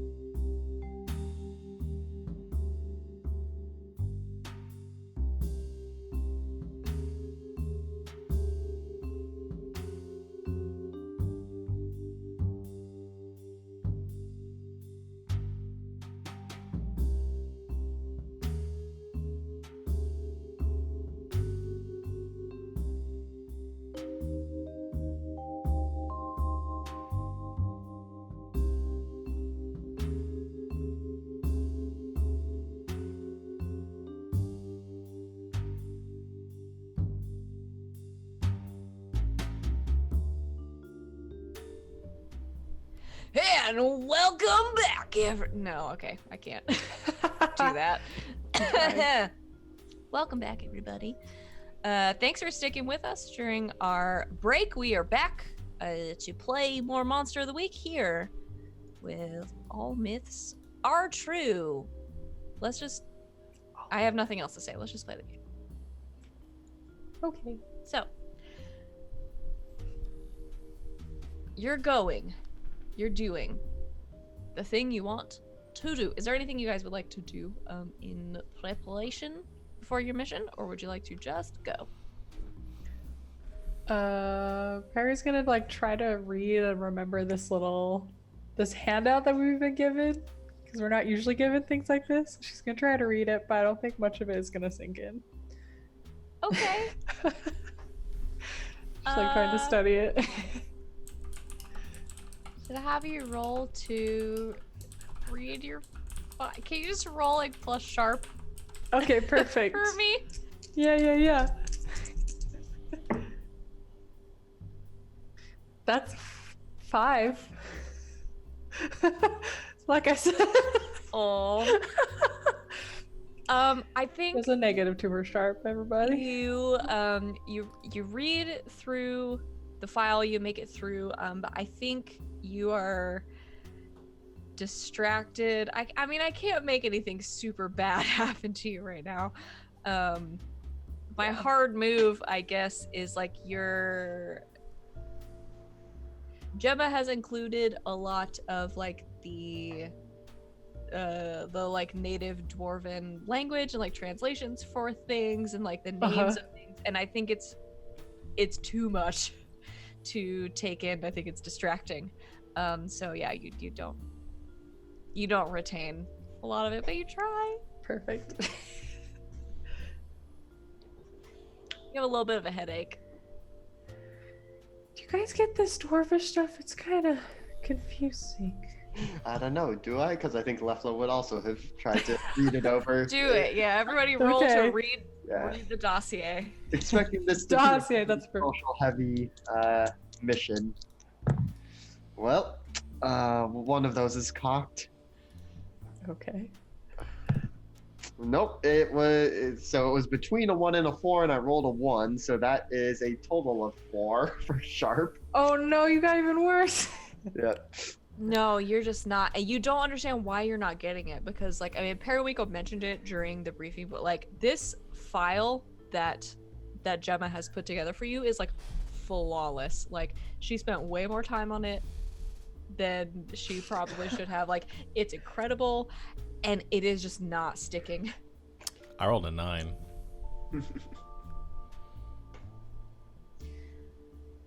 Yeah, you're fine.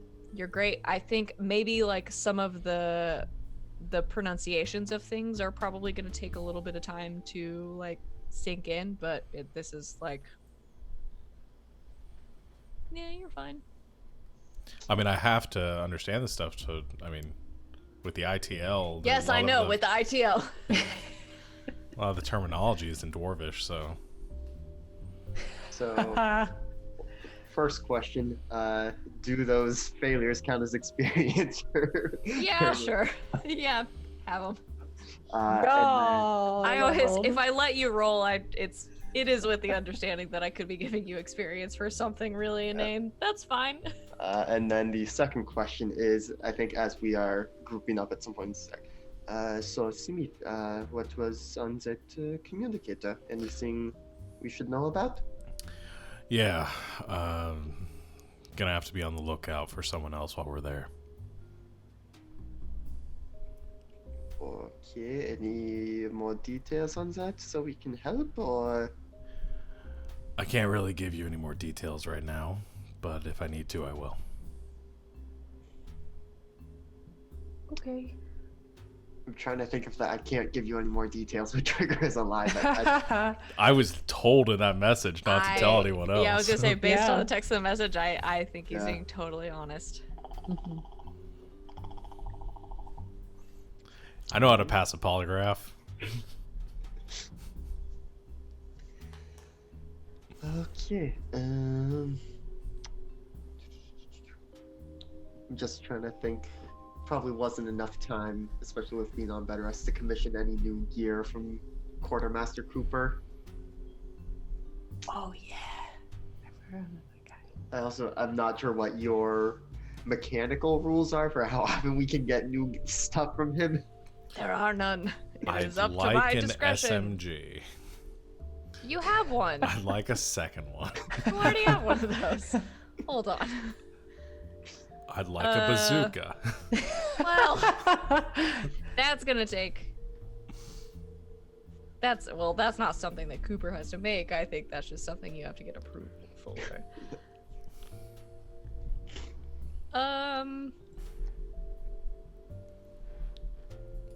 I don't have anything specific in mind. That's also just my way of reminding you that was his name. Yes, I appreciate the reminders because somehow Cooper with the red scales and yellow frills Let me go look. Oh yeah, I think you're right. didn't make it onto my NPC list, but I remember that they existed. So yes, if you do have something, we'll talk about it. We do have a quartermaster that I did invent and then promptly never talked about again. And then there's also Jason accounting that we have to talk about, so we'll talk about them next time. Yeah. Not really much, since we have no idea what we're going into. There's not really much preparation that I can think of. Okay. Yeah. However, two of you have moves for the beginning of a mystery, which I think we have reached at this point. About 2 hours. Maybe mystery time. All right. So if you have to roll for that, which I think both of you do. Yes. Yep. What is it? Destiny's Plaything and Premonitions. Please do roll and tell me. Holy shit. Well, okay. That's with a +0. Dang. Let's see. I got 3, 6, 9. So I got a vacate. Okay. So. Do you want us to read what? Periwinkle gets a vague notion of something in her immediate future. Which is, I think, what it usually always is. Yep. Yeah. I get much. I get a detailed vision of something bad that is yet to happen, and I take +1 forward to prevent it from coming true, and mark experience if I stop it. Okay. I did have a detailed vision of something bad that is going to happen. Did not know you get a plus. Gonna rely on you to keep track of that. So yeah, I think we'll start with Periwinkle. Again, I think I asked this last time, but I think I'm also gonna keep asking it. Just for funsies. Do you think at this point Periwinkle is sort of seeking out this vision, these premonitions that she has? I think a little bit more now. She's sort of like shifted in like this stuff sort of happening to Jethro and sort of like trying to figure out more of like what the site is. I think she is sort of starting like to shift and like, oh, maybe this is more of a big deal. Okay. So it's kind of like like more open to them in a way, kind of almost like starting to seek them out more. Like knowing that they're coming. Yeah. Okay. Yeah. Okay, so for Periwinkle, as you're getting ready to go, I think you feel a familiar sensation coming on. Whatever that feels like for you. I think you have this moment of preparing for your mission, and you stop, and I think your vision around you is a little bit distorted, and everything has this this soft kind of purple glow. Mm-hmm.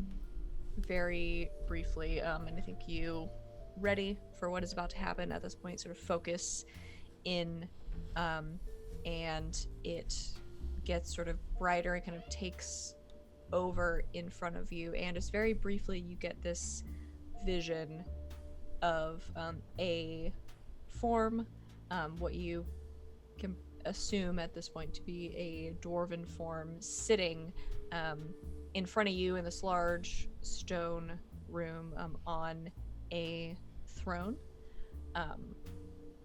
No sort of discernible features or anything like that, but just this form kind of sitting there, very still, and everything around you I think is very still and unmoving.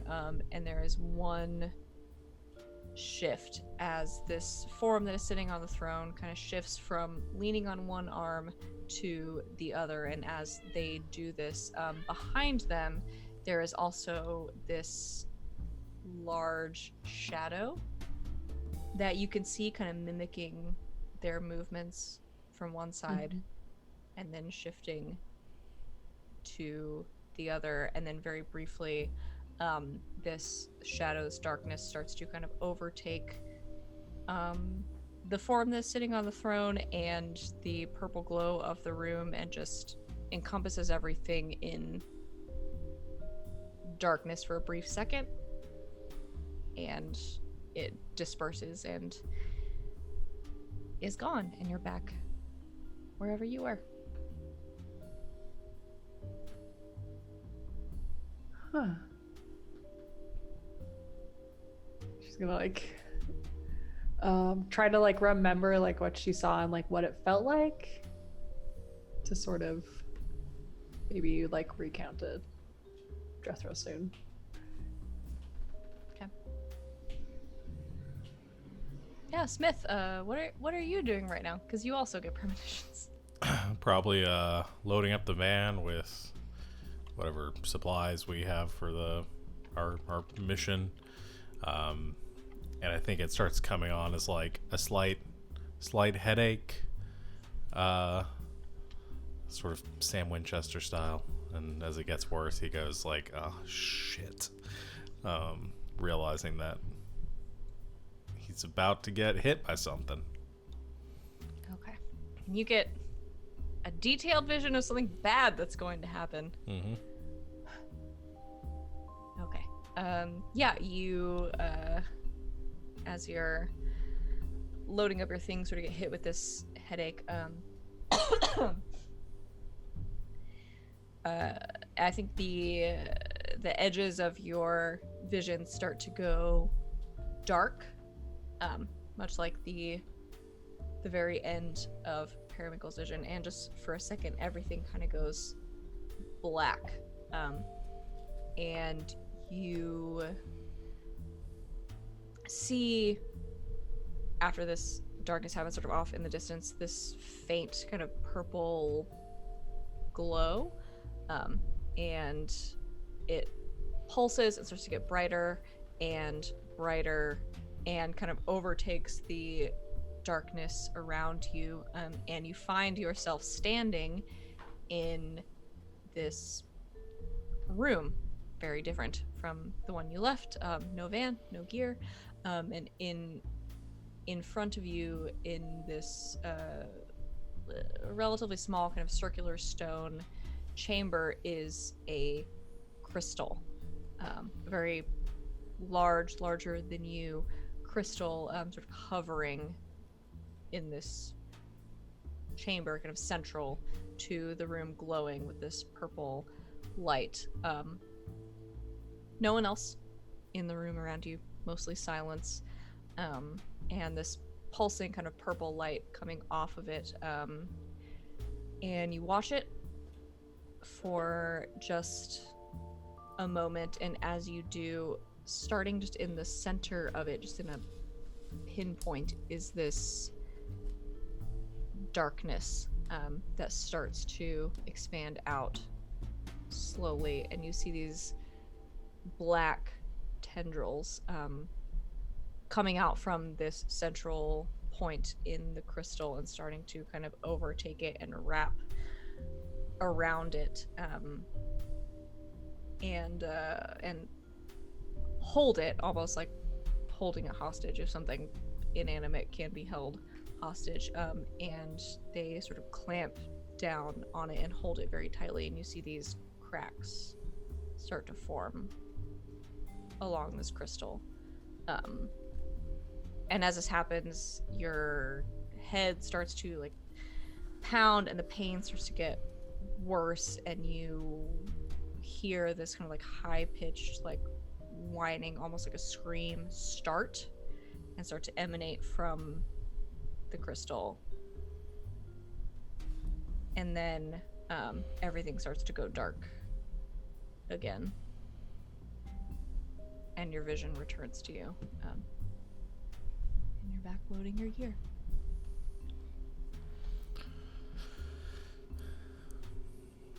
Oh, fuck. But stub your toe or something back there? Not exactly. Let's get on the road and I'll let you know.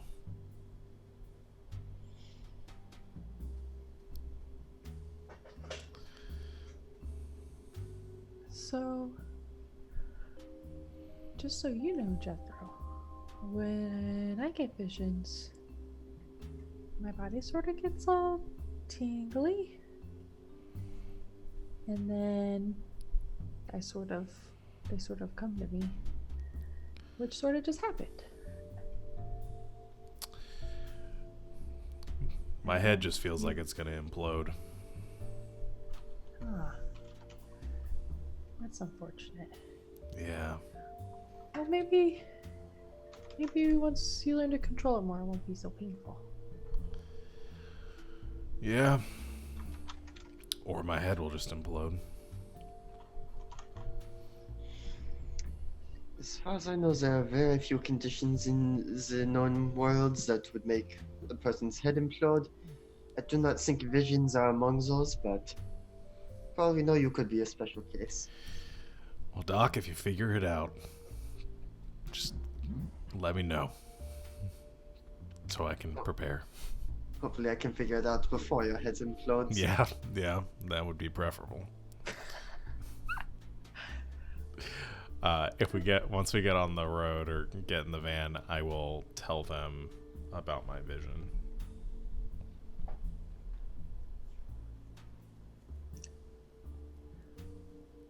So like a creepy shadow thing.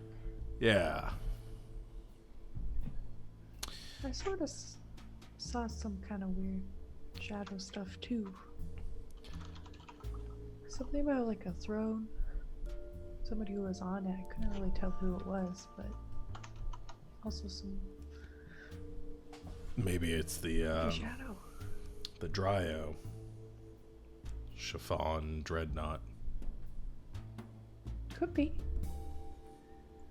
I don't know what the crystal means though. I don't know. Sometimes you get visions and they're very like specific, and sometimes they're like metaphorical. Yeah, this felt pretty specific. Like there's an actual crystal somewhere that we gotta protect. So it's probably something we need to look into when we get there. I mean, I could be wrong, but like it felt like I was standing there, and that's kind of how it's been with the other ones. Is like what happened with Lethla's friend. Yeah. So. Yeah. Maybe, yeah, we should look into this crystal thing. Especially if you felt like something bad was going to happen with it. Yeah, I felt really bad. Like, world-ending bad. I don't know if I should be envious that I'm apparently the only one not getting visions, or if I should. If you want them, you can have them, buddy. It's probably for the best that I don't have vague mystique things being shoved into my head. Yeah, I mean, sometimes they're helpful, and sometimes you get them and you don't know what to do with them. And a lot of the times they just hurt. And you get kidnapped. Or jump into volcanoes. Also that. So as long as I don't get kidnapped by a volcano this time. Now that would be silly. You say that. Knock on what? Volcano nappers. They're real. Like the wet bandits.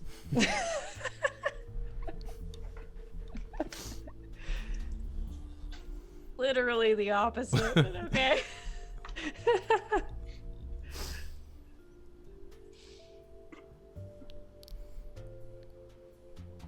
All right. Anything else you guys want to deal with? No. The fact that 2/3 of the party is getting visions now? One It's okay. of We'll us. get left less One visions. Don't of worry about us. it. I'll find a way. We'll figure it out. Yeah, so you get the van ready with your final preparations and your weird headaches and your visions, and you head out for Draocht at the Dwarven homeworld. I'm gonna have at least one of you roll plus weird for interworld travel. I can do that. And if someone wants to help before Periwinkle rolls, somebody can roll to help out. Does Lefla also have to roll for something? Would it make more sense for me to roll to help Periwinkle and Lefla has to roll to like, or is there just one navigation roll? No, I'm gonna just in general. This is a team effort, so somebody can roll for weirdo magic navigating, and somebody can roll to help out, which is plus cool. So Narratively, however you all. probably makes more sense for Lefla to do it anyway, since Yeah, even though I think statistically you have more cool. yeah. Zoom. The mom engine's Zoom. revving up. Level's ready. They upgraded the mob van. Yep. Still not gonna help these terrible rolls, except I got a 10. Nice. Yay! +1 to your roll with no danger this time. Heck yeah. Lefla hasn't exposed himself to danger. Heck yeah. Character development. Ooh. Let's see. That's a 14. Oh, It's really good. well dang. We appear in the throne room. You two, you're there. You appear and the monster is like, sorry guys. We can't land do on it. top Gotta of the go in the van. monster. The Wicked Witch of the West, the monster. Yeah. What was that? Mission done. Let's go. Oh goodness. And if we're holding on to that dead person's research and we just scoop it up and we're done. Got Hey. everything. Well, let's talk about it. Did we solve the mystery? Well, The mystery um, solved us. Oh boy. Yeah, you're all super on point. So very good navigation, very good driving. Everything happens exactly as it's supposed to.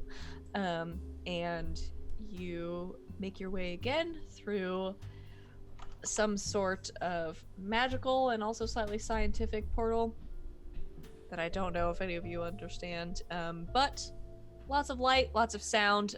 You come out on the other side, no worse for wear. All outside, a city of some sort, or on the outskirts of kind of a citadel. It's very cool. There's lots of arcane things. You find yourself sort of driving up to a set of gates that are currently open. And as you make your way in, you see some things you're familiar with and some that you are not. There's lots of glowing lights, lots of different colors. I think probably Periwinkle notices this set into a lot of the walls and gates of this citadel that you find yourself out are these large sort of gems that are glowing with arcane power, probably, as you know this to be a very magical place. Overhead, I think you see sort of the dwarven version of flying machines moving overhead, kind of also letting off this blue, maybe bluish green glow. It is a strange combination of magic and technology that you find in front of you. But the gates are open, and here you are, and nothing bad happens to you along the way, shockingly. I'm just waiting for the other shoe to drop. Yeah. Then we get there, we're all just like silent for a minute. It's a whole minute, and everything is fine. That's probably one of the best landings we've ever done. Either that or we died. When we travel back, it just means next time instead of just hitting the sign out front, we will be in the sign out front. It has to balance out somehow. Well, I guess we'll go head out into the town. It looks kind of nice. I like looking out one of the windows. Yes, It does look nice. should find visitor parking. Are there other vehicles? With their level of tech, they have some kind of cars as well, or are we in a place where there aren't really vehicles, or? They do, yeah. I think you make your way into the city. They're not cars as you know them, but they're not exactly horse-drawn carriages either. They do have vehicles. They do have parking for them, sort of on the outskirts of this sort of large citadel in the center. Surrounding it is sort of a town, a city, lots of houses and shops and things like that. But you can find parking. Most of the vehicles that you see, four wheels, they're carts for the most part, but seem to have these like large crystals essentially in the front that seem to give them power. But yeah, you can park. Okay, but I suppose we should make our way in and just see if we can find a meeting with this Amangala. Yeah, it'd be good to figure out what's up with them first. Gemma seems really concerned about them. I suppose speaking of, pull out the communicator we got, and is it voice, is it text? It's like a little earpiece with like a couple of buttons on it. So Put in through the vines underneath it into whatever ear orifice Lala has. Hello, testing, Gemma, can you hear us? Oh, hello. Does it work? Apparently. Oh, good. So where would we find Eamon? We don't want to just wander around aimlessly and getting lost. Where would we go? That's an excellent question. Where do you find yourselves currently? Parking lot. We're by 2C. Right. Outside the village. So it's sort of parking, and then the city on the outskirts, and then the citadel in the center, which is the academy and everything. So great, you're in the college town, as it were. You're gonna have to make your way inside. I don't know if they're gonna let you in or not, based on how communications have been, but yeah, you're gonna want to make your way to the center. That can be persuasive, but are you saying we maybe shouldn't go straight to here we are from Aegis? What if we told them we're like students or something? Do they accept students from other, Did you? places? Yeah, sort of an exchange program. It's not a bad idea. I wouldn't go straight for the badges and guns. Smith, can you hear me? You're a bit quiet. I wouldn't go straight for the You're gonna have guns. to talk up. You're gonna have to speak up a little bit more. Still really quiet. Smith, the guns. That I wouldn't. Is this not working? Is he messing with me? Yes, he is being me. I can hear you. I won't shoot anyone. Just assuming a yet follows. Yeah. I've read a lot of your reports. I mean, we all know how this is gonna end. Is it with shooting? Yeah. Maybe some shooting. We'll see what's going on. You were a little shooting happy last time, and you kind of tranquilized a lot of little guys. Well, I think I'm out of trank darts, so. Should I have sent some more? She says, still in your ear.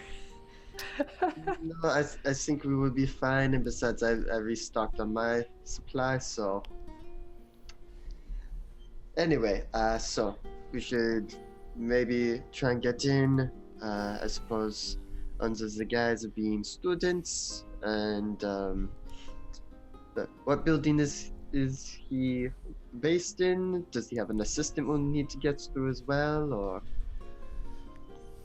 An assistant? No. I don't think Eamon entrusts his research to anyone by himself. But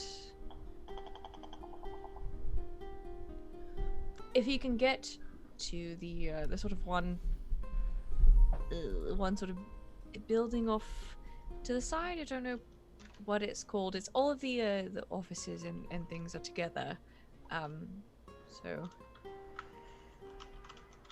wherever the professors and the council sort of gathers, you might be able to make your way to him. We'll just walk around and ask for directions. You're a braver man than me, Agent Smith.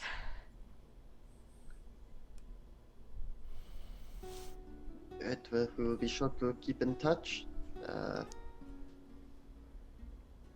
I guess we will let you know what we find out. Right, call anytime. I'm ready. Okay. Click. Okay, well, if we are attempting to be students at the Magic Academy, I think that's going to be mostly up to you, Periwinkle, since, you know, no magic here, unless they think empathic is a form of magic that they study.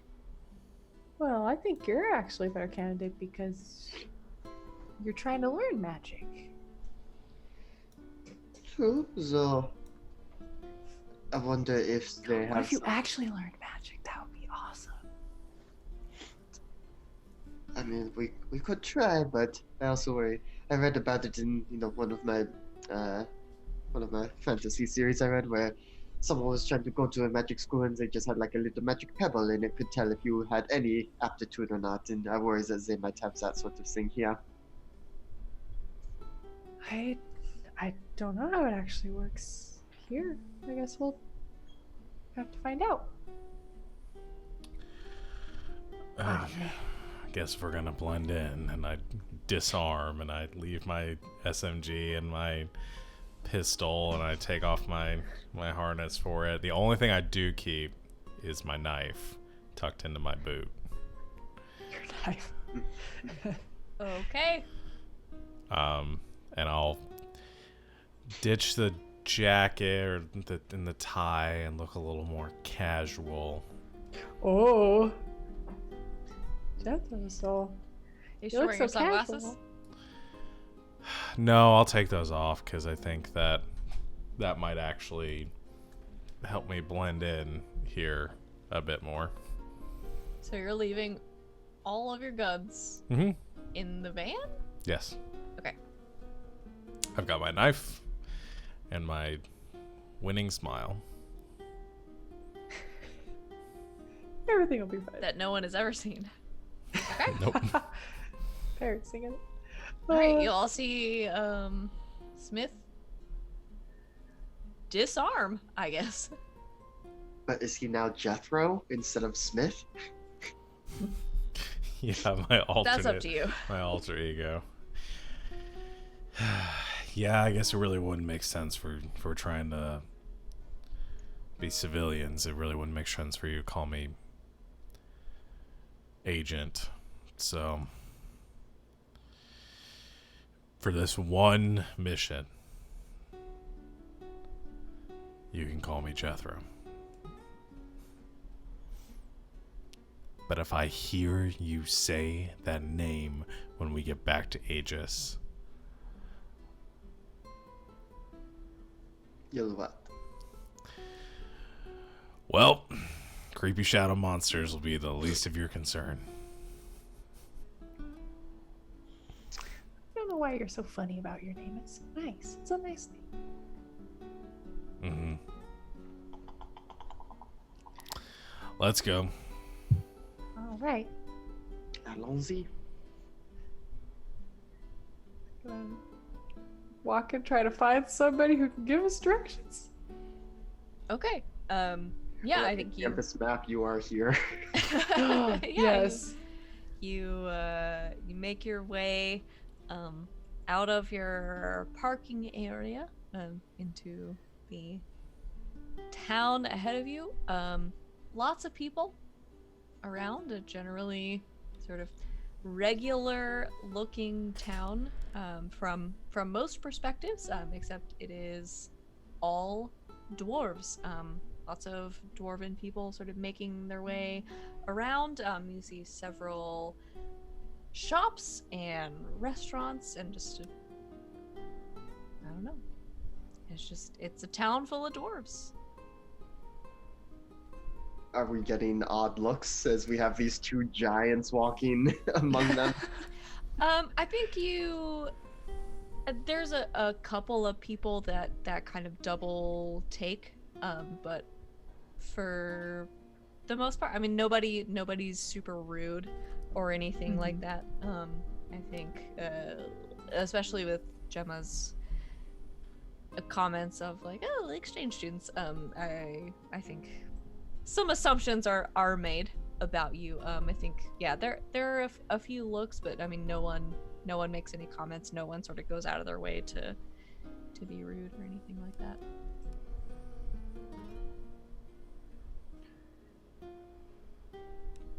Okay, so I mean, we can keep following this way, or we could talk to somebody, ask for directions. Sure. Should I ask someone, or do one of you want to do it? I would do it, and I think I will try and find someone who is maybe going along with a backpack or something, or someone who looks more like a student than others. Okay. Ooh. Sure, yeah. Mm-hmm. And pardon me, we are some new exchange students, and we're wondering where the the hall for new student orientation was going to take place. I understand we may be a bit off at the start of the term. You're all right. It happens. You're gonna want the main gate, and they, I think, sort of point you down and around a couple of streets, give you some directions, but will generally point you up to a large set of gates that are in the general direction of the citadel. So you just came here, or?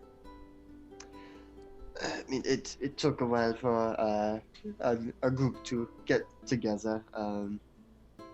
But yeah, we are here to come study as part of the exchange programs. Right.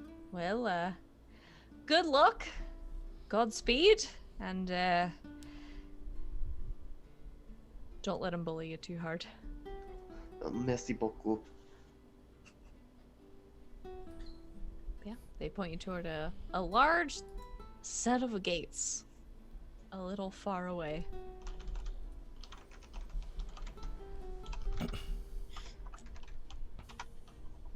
All right. Good love, I totally believed you.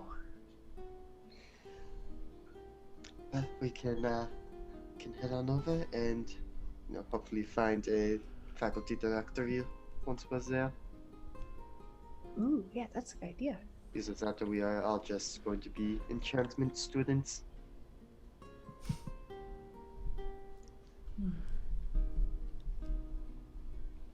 That'll work. I don't know if I'm going to pass for a student. I have a youthful demeanor. Oh, I'm sure they take students of all types. You're just a late bloomer. A recent magic user.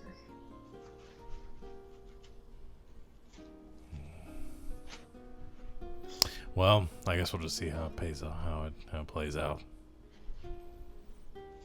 Either that, or it can be your dad dropping you off on your first day. Nah, that's weird. Okay, yeah, let's just keep going. Are you my mom and dad? Am I adopted? I mean, we can't do that.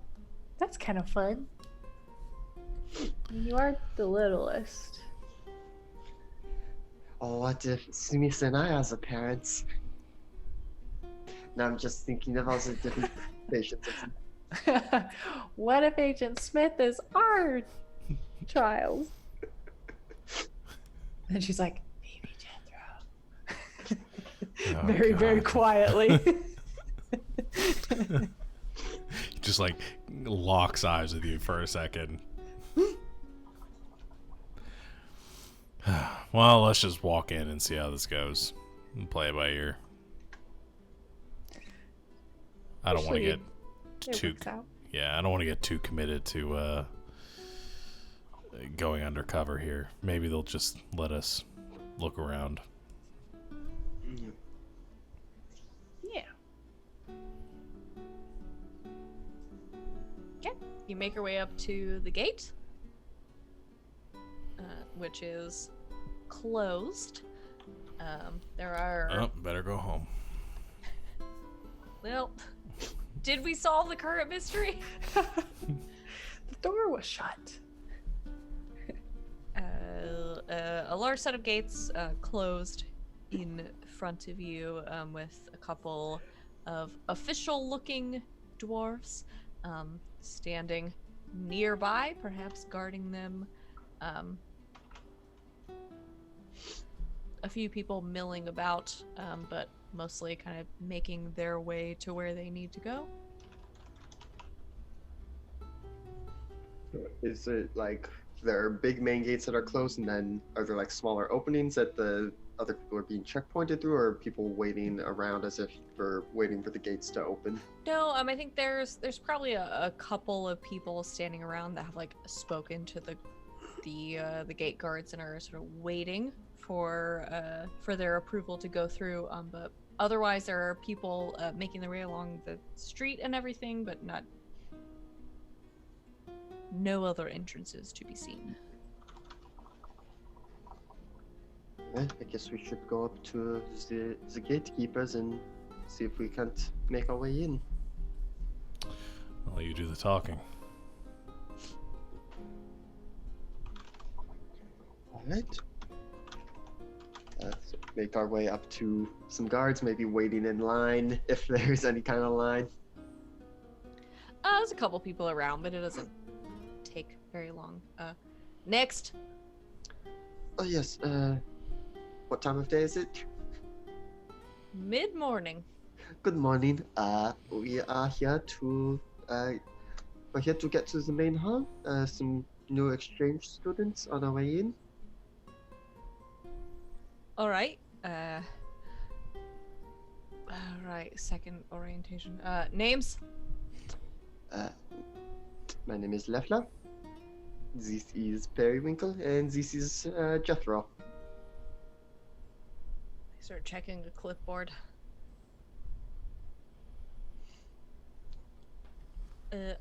I'm not seeing you on the list. As everyone says, this might happen with the interworld travel. This exchange program it's already so tiny, then the dimensional lag. It's maybe they will have our information in the building, or is there someone in there we can talk to see if we can't get this sorted out? maybe. Where are you coming from?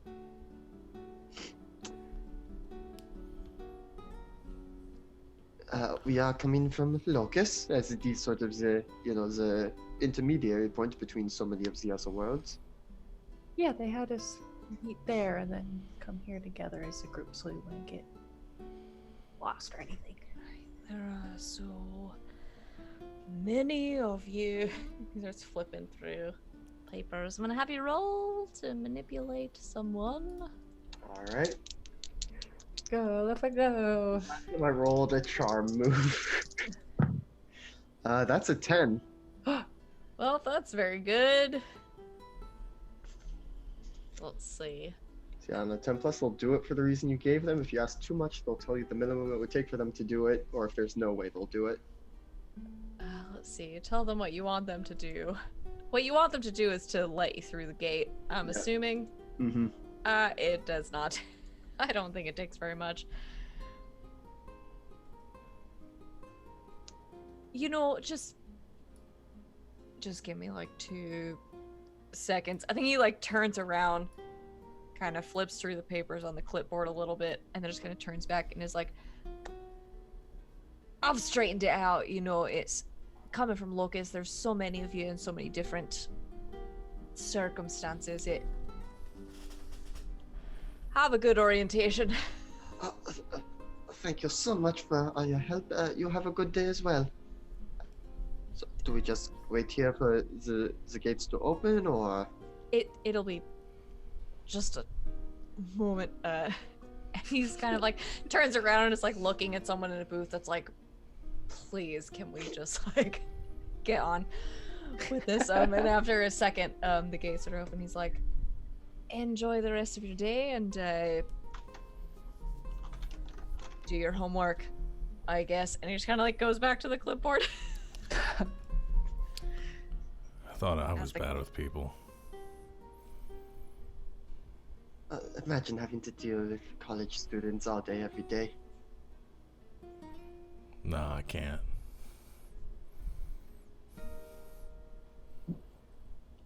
And you make your way through the now open gates. The citadel stands before you.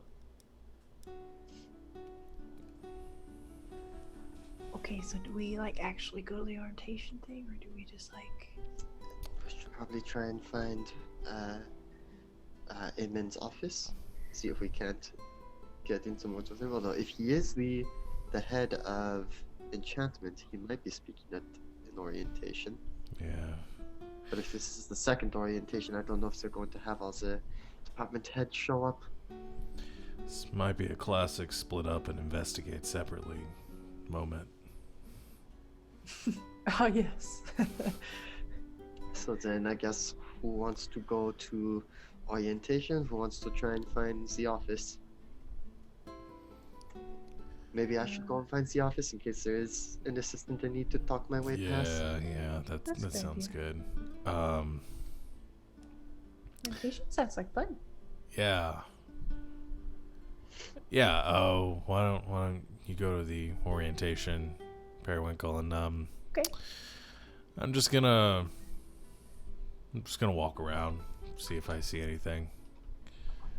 Never know, something weird might happen. Right. Yeah. Something weird. I mean, we did say it was lots of magic here, so who knows?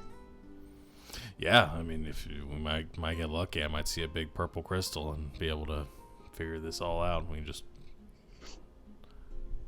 wait for it. Yeah. Sounds good. Meet back up in, say, an hour.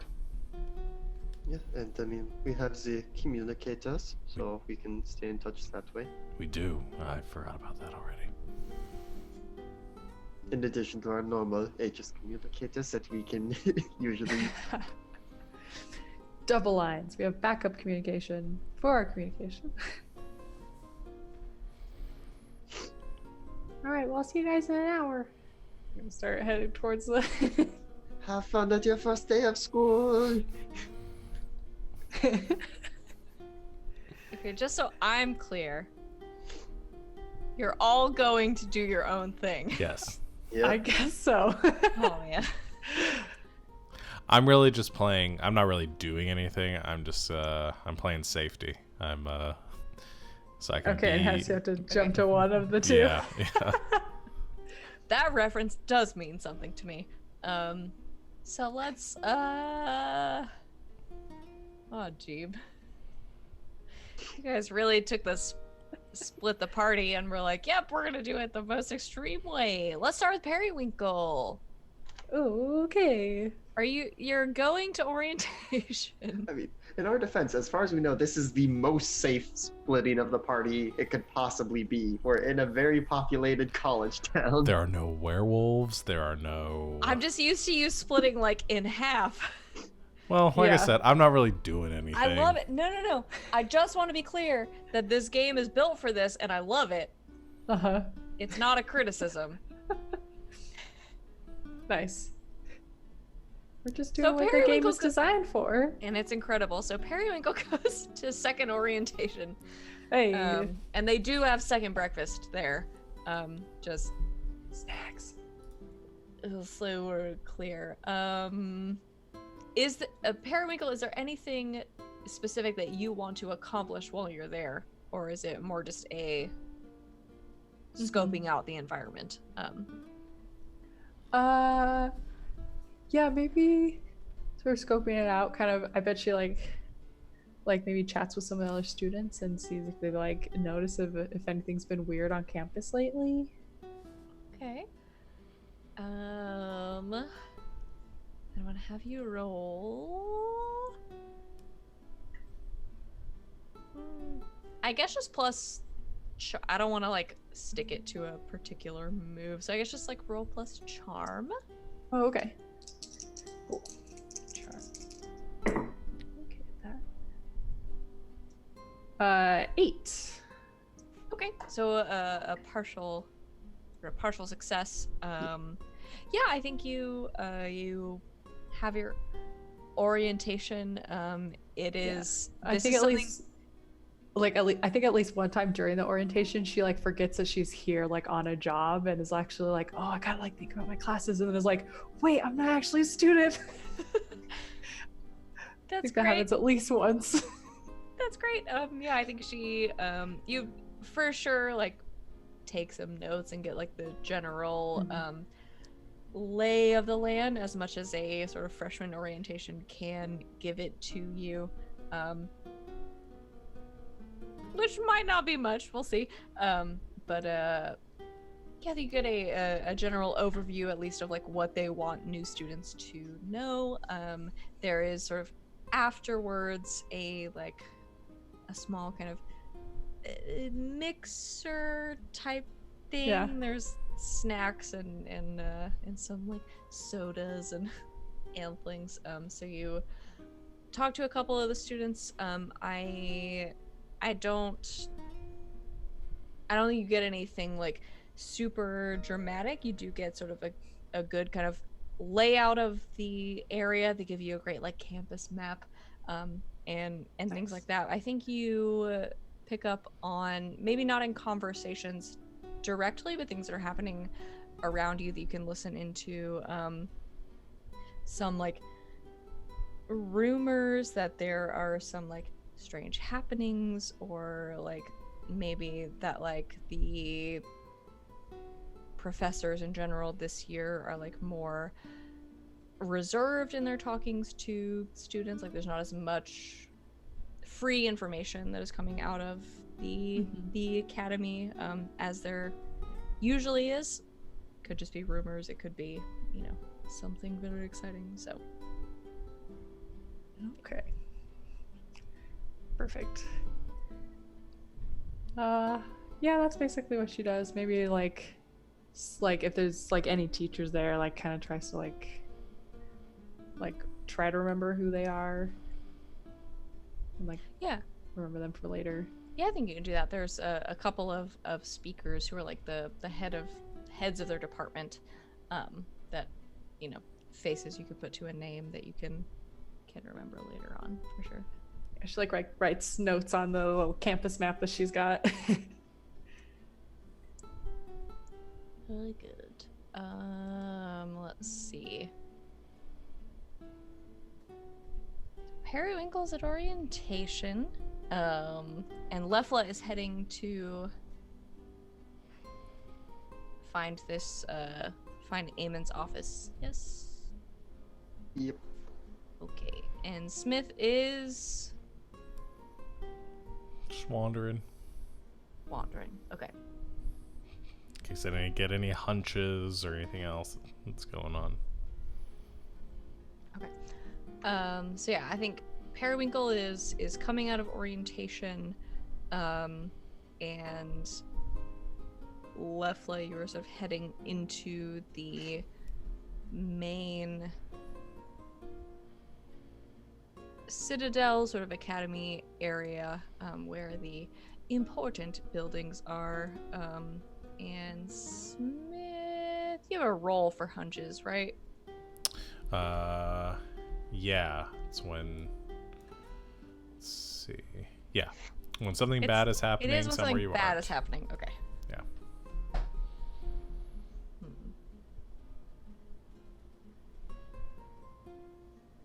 Okay.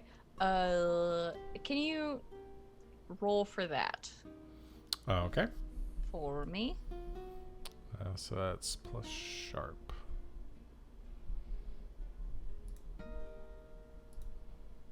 That's a 10. Which means something. On a 10, you knew where you need to go just in time to get there. Okay. So I think as you split up with your friends, it's been a little while at this point. Periwinkle is sort of deep into orientation.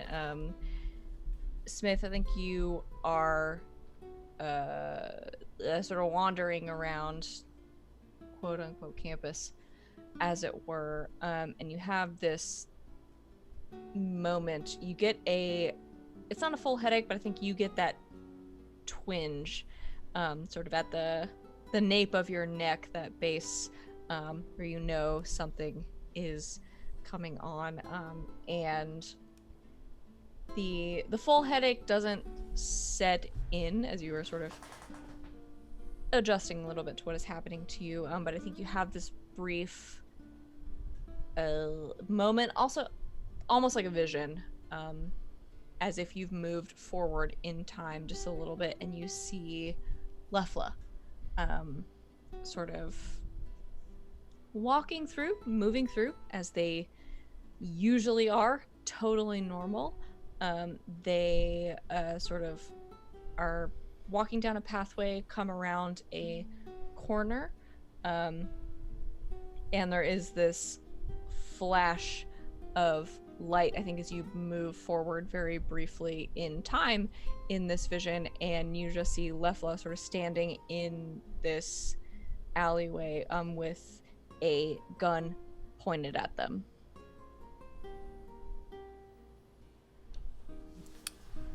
Okay. I know the direction that Lefla went, right? Yeah, you all sort of split up and saw each other walk off. Okay. I immediately start running after them, and I think I over the communicator say, Lefla, where are you right now? In my mind, I was heading up, presumably to wherever the offices are, but we'll see what happens to get me to this potential alley. Yep. You are walking through campus, I think sort of finding your way toward the main Citadel, and there is one moment I think Lefla is perceptive enough to say, oh, I could just sort of cut through behind this one building, get there, and cut a little bit of my travel time off.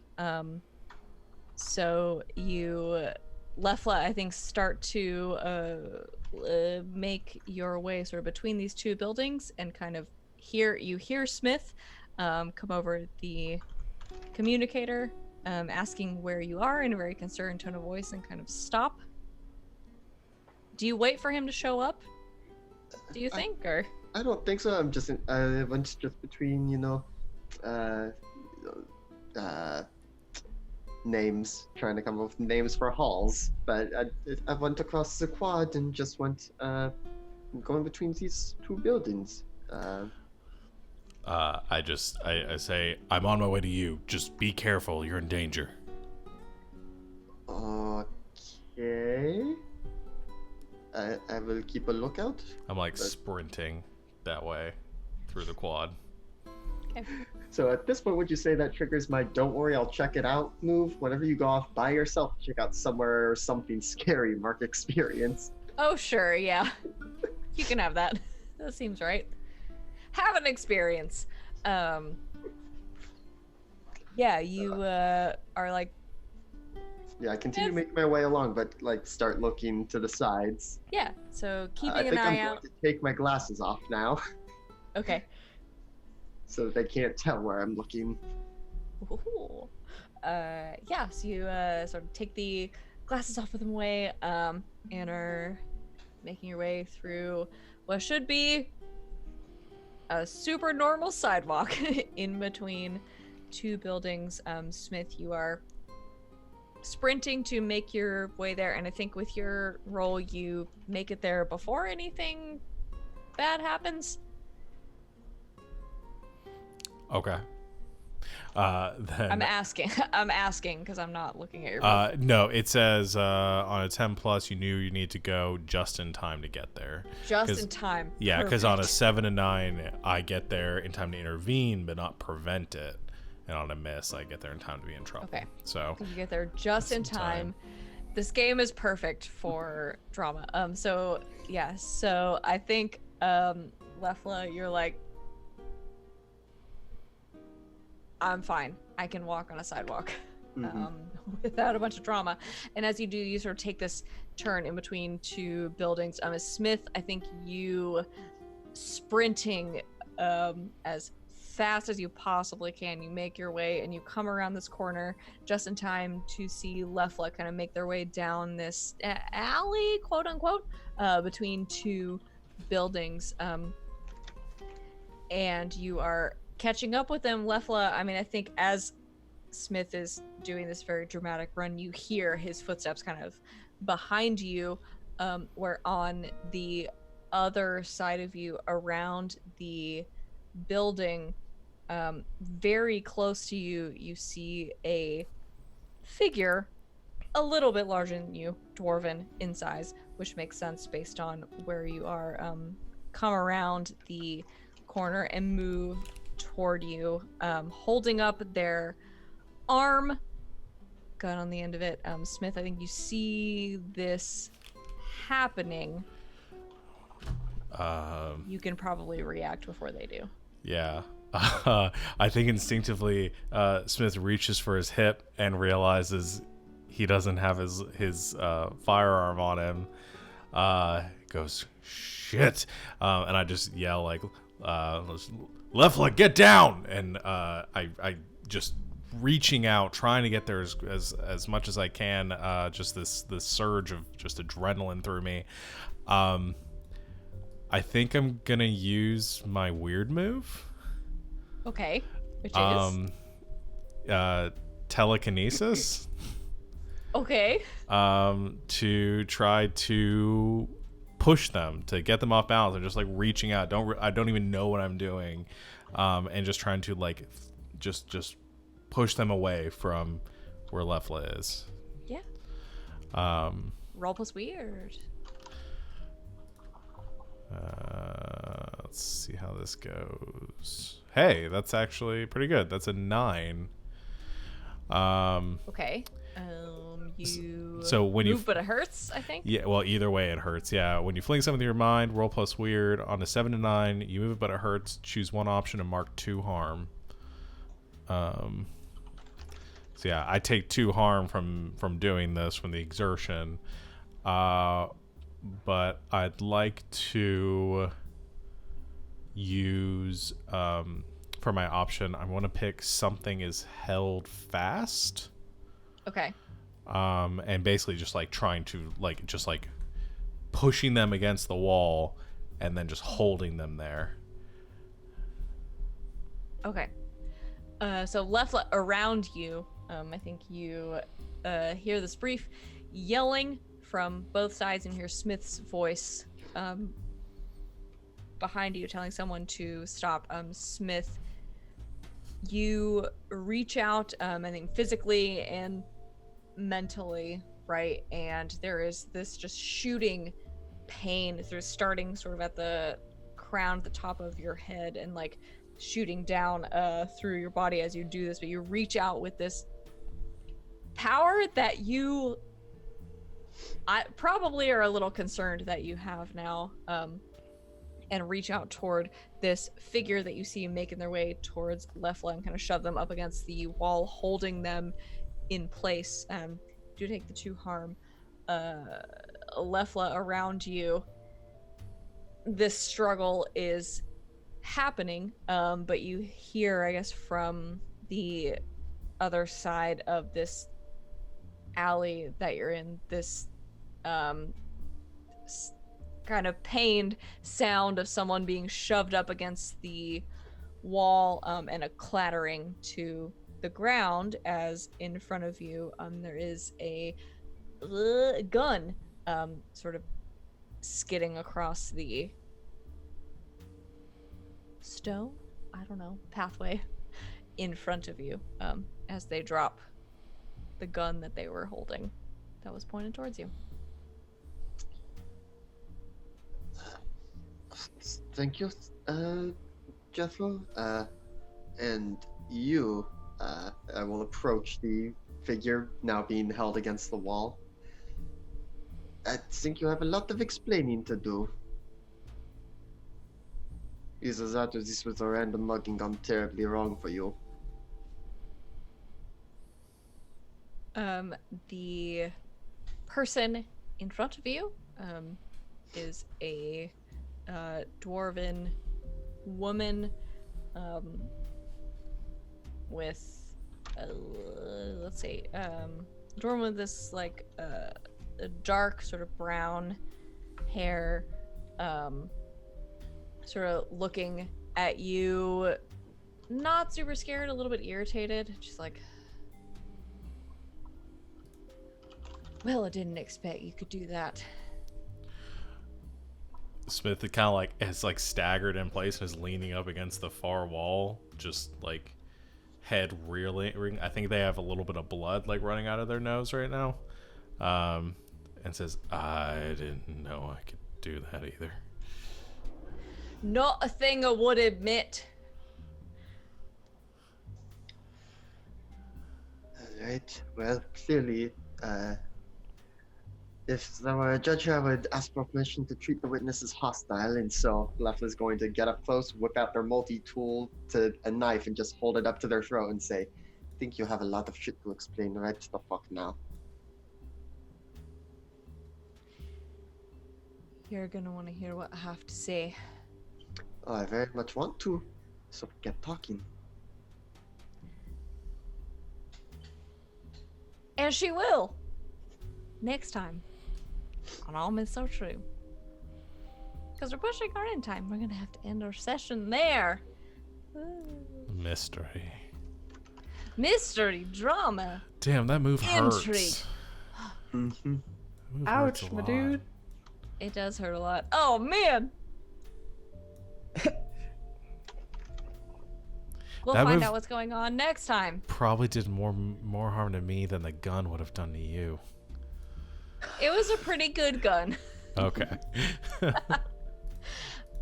I just so you think. Oh, man, I want to do so many more things, but we're gonna have to stop there for tonight. Thank you to all of our friends out there in the Twitch chat who are watching with us live. We'll be back in 2 weeks to see what happens next very, very quickly, because I think it will not take very much time. We can do our end of session stuff, because I know there are a couple of questions in this. The answer is no to. At the end of the session, the keeper will ask the following questions. Did we conclude the current mystery? Nope. Caught the person that. Okay. No. No mystery was solved here, and your sports are not going to help you. Did we save someone from current death? Did we save someone from certain death or worse? How certain was it that Lefla was gonna die from that gunshot? Are you asking me? Not Yes. certain. Okay. Then no. Nah. Did you learn something new and important about the world? Yep, there's Thunderball.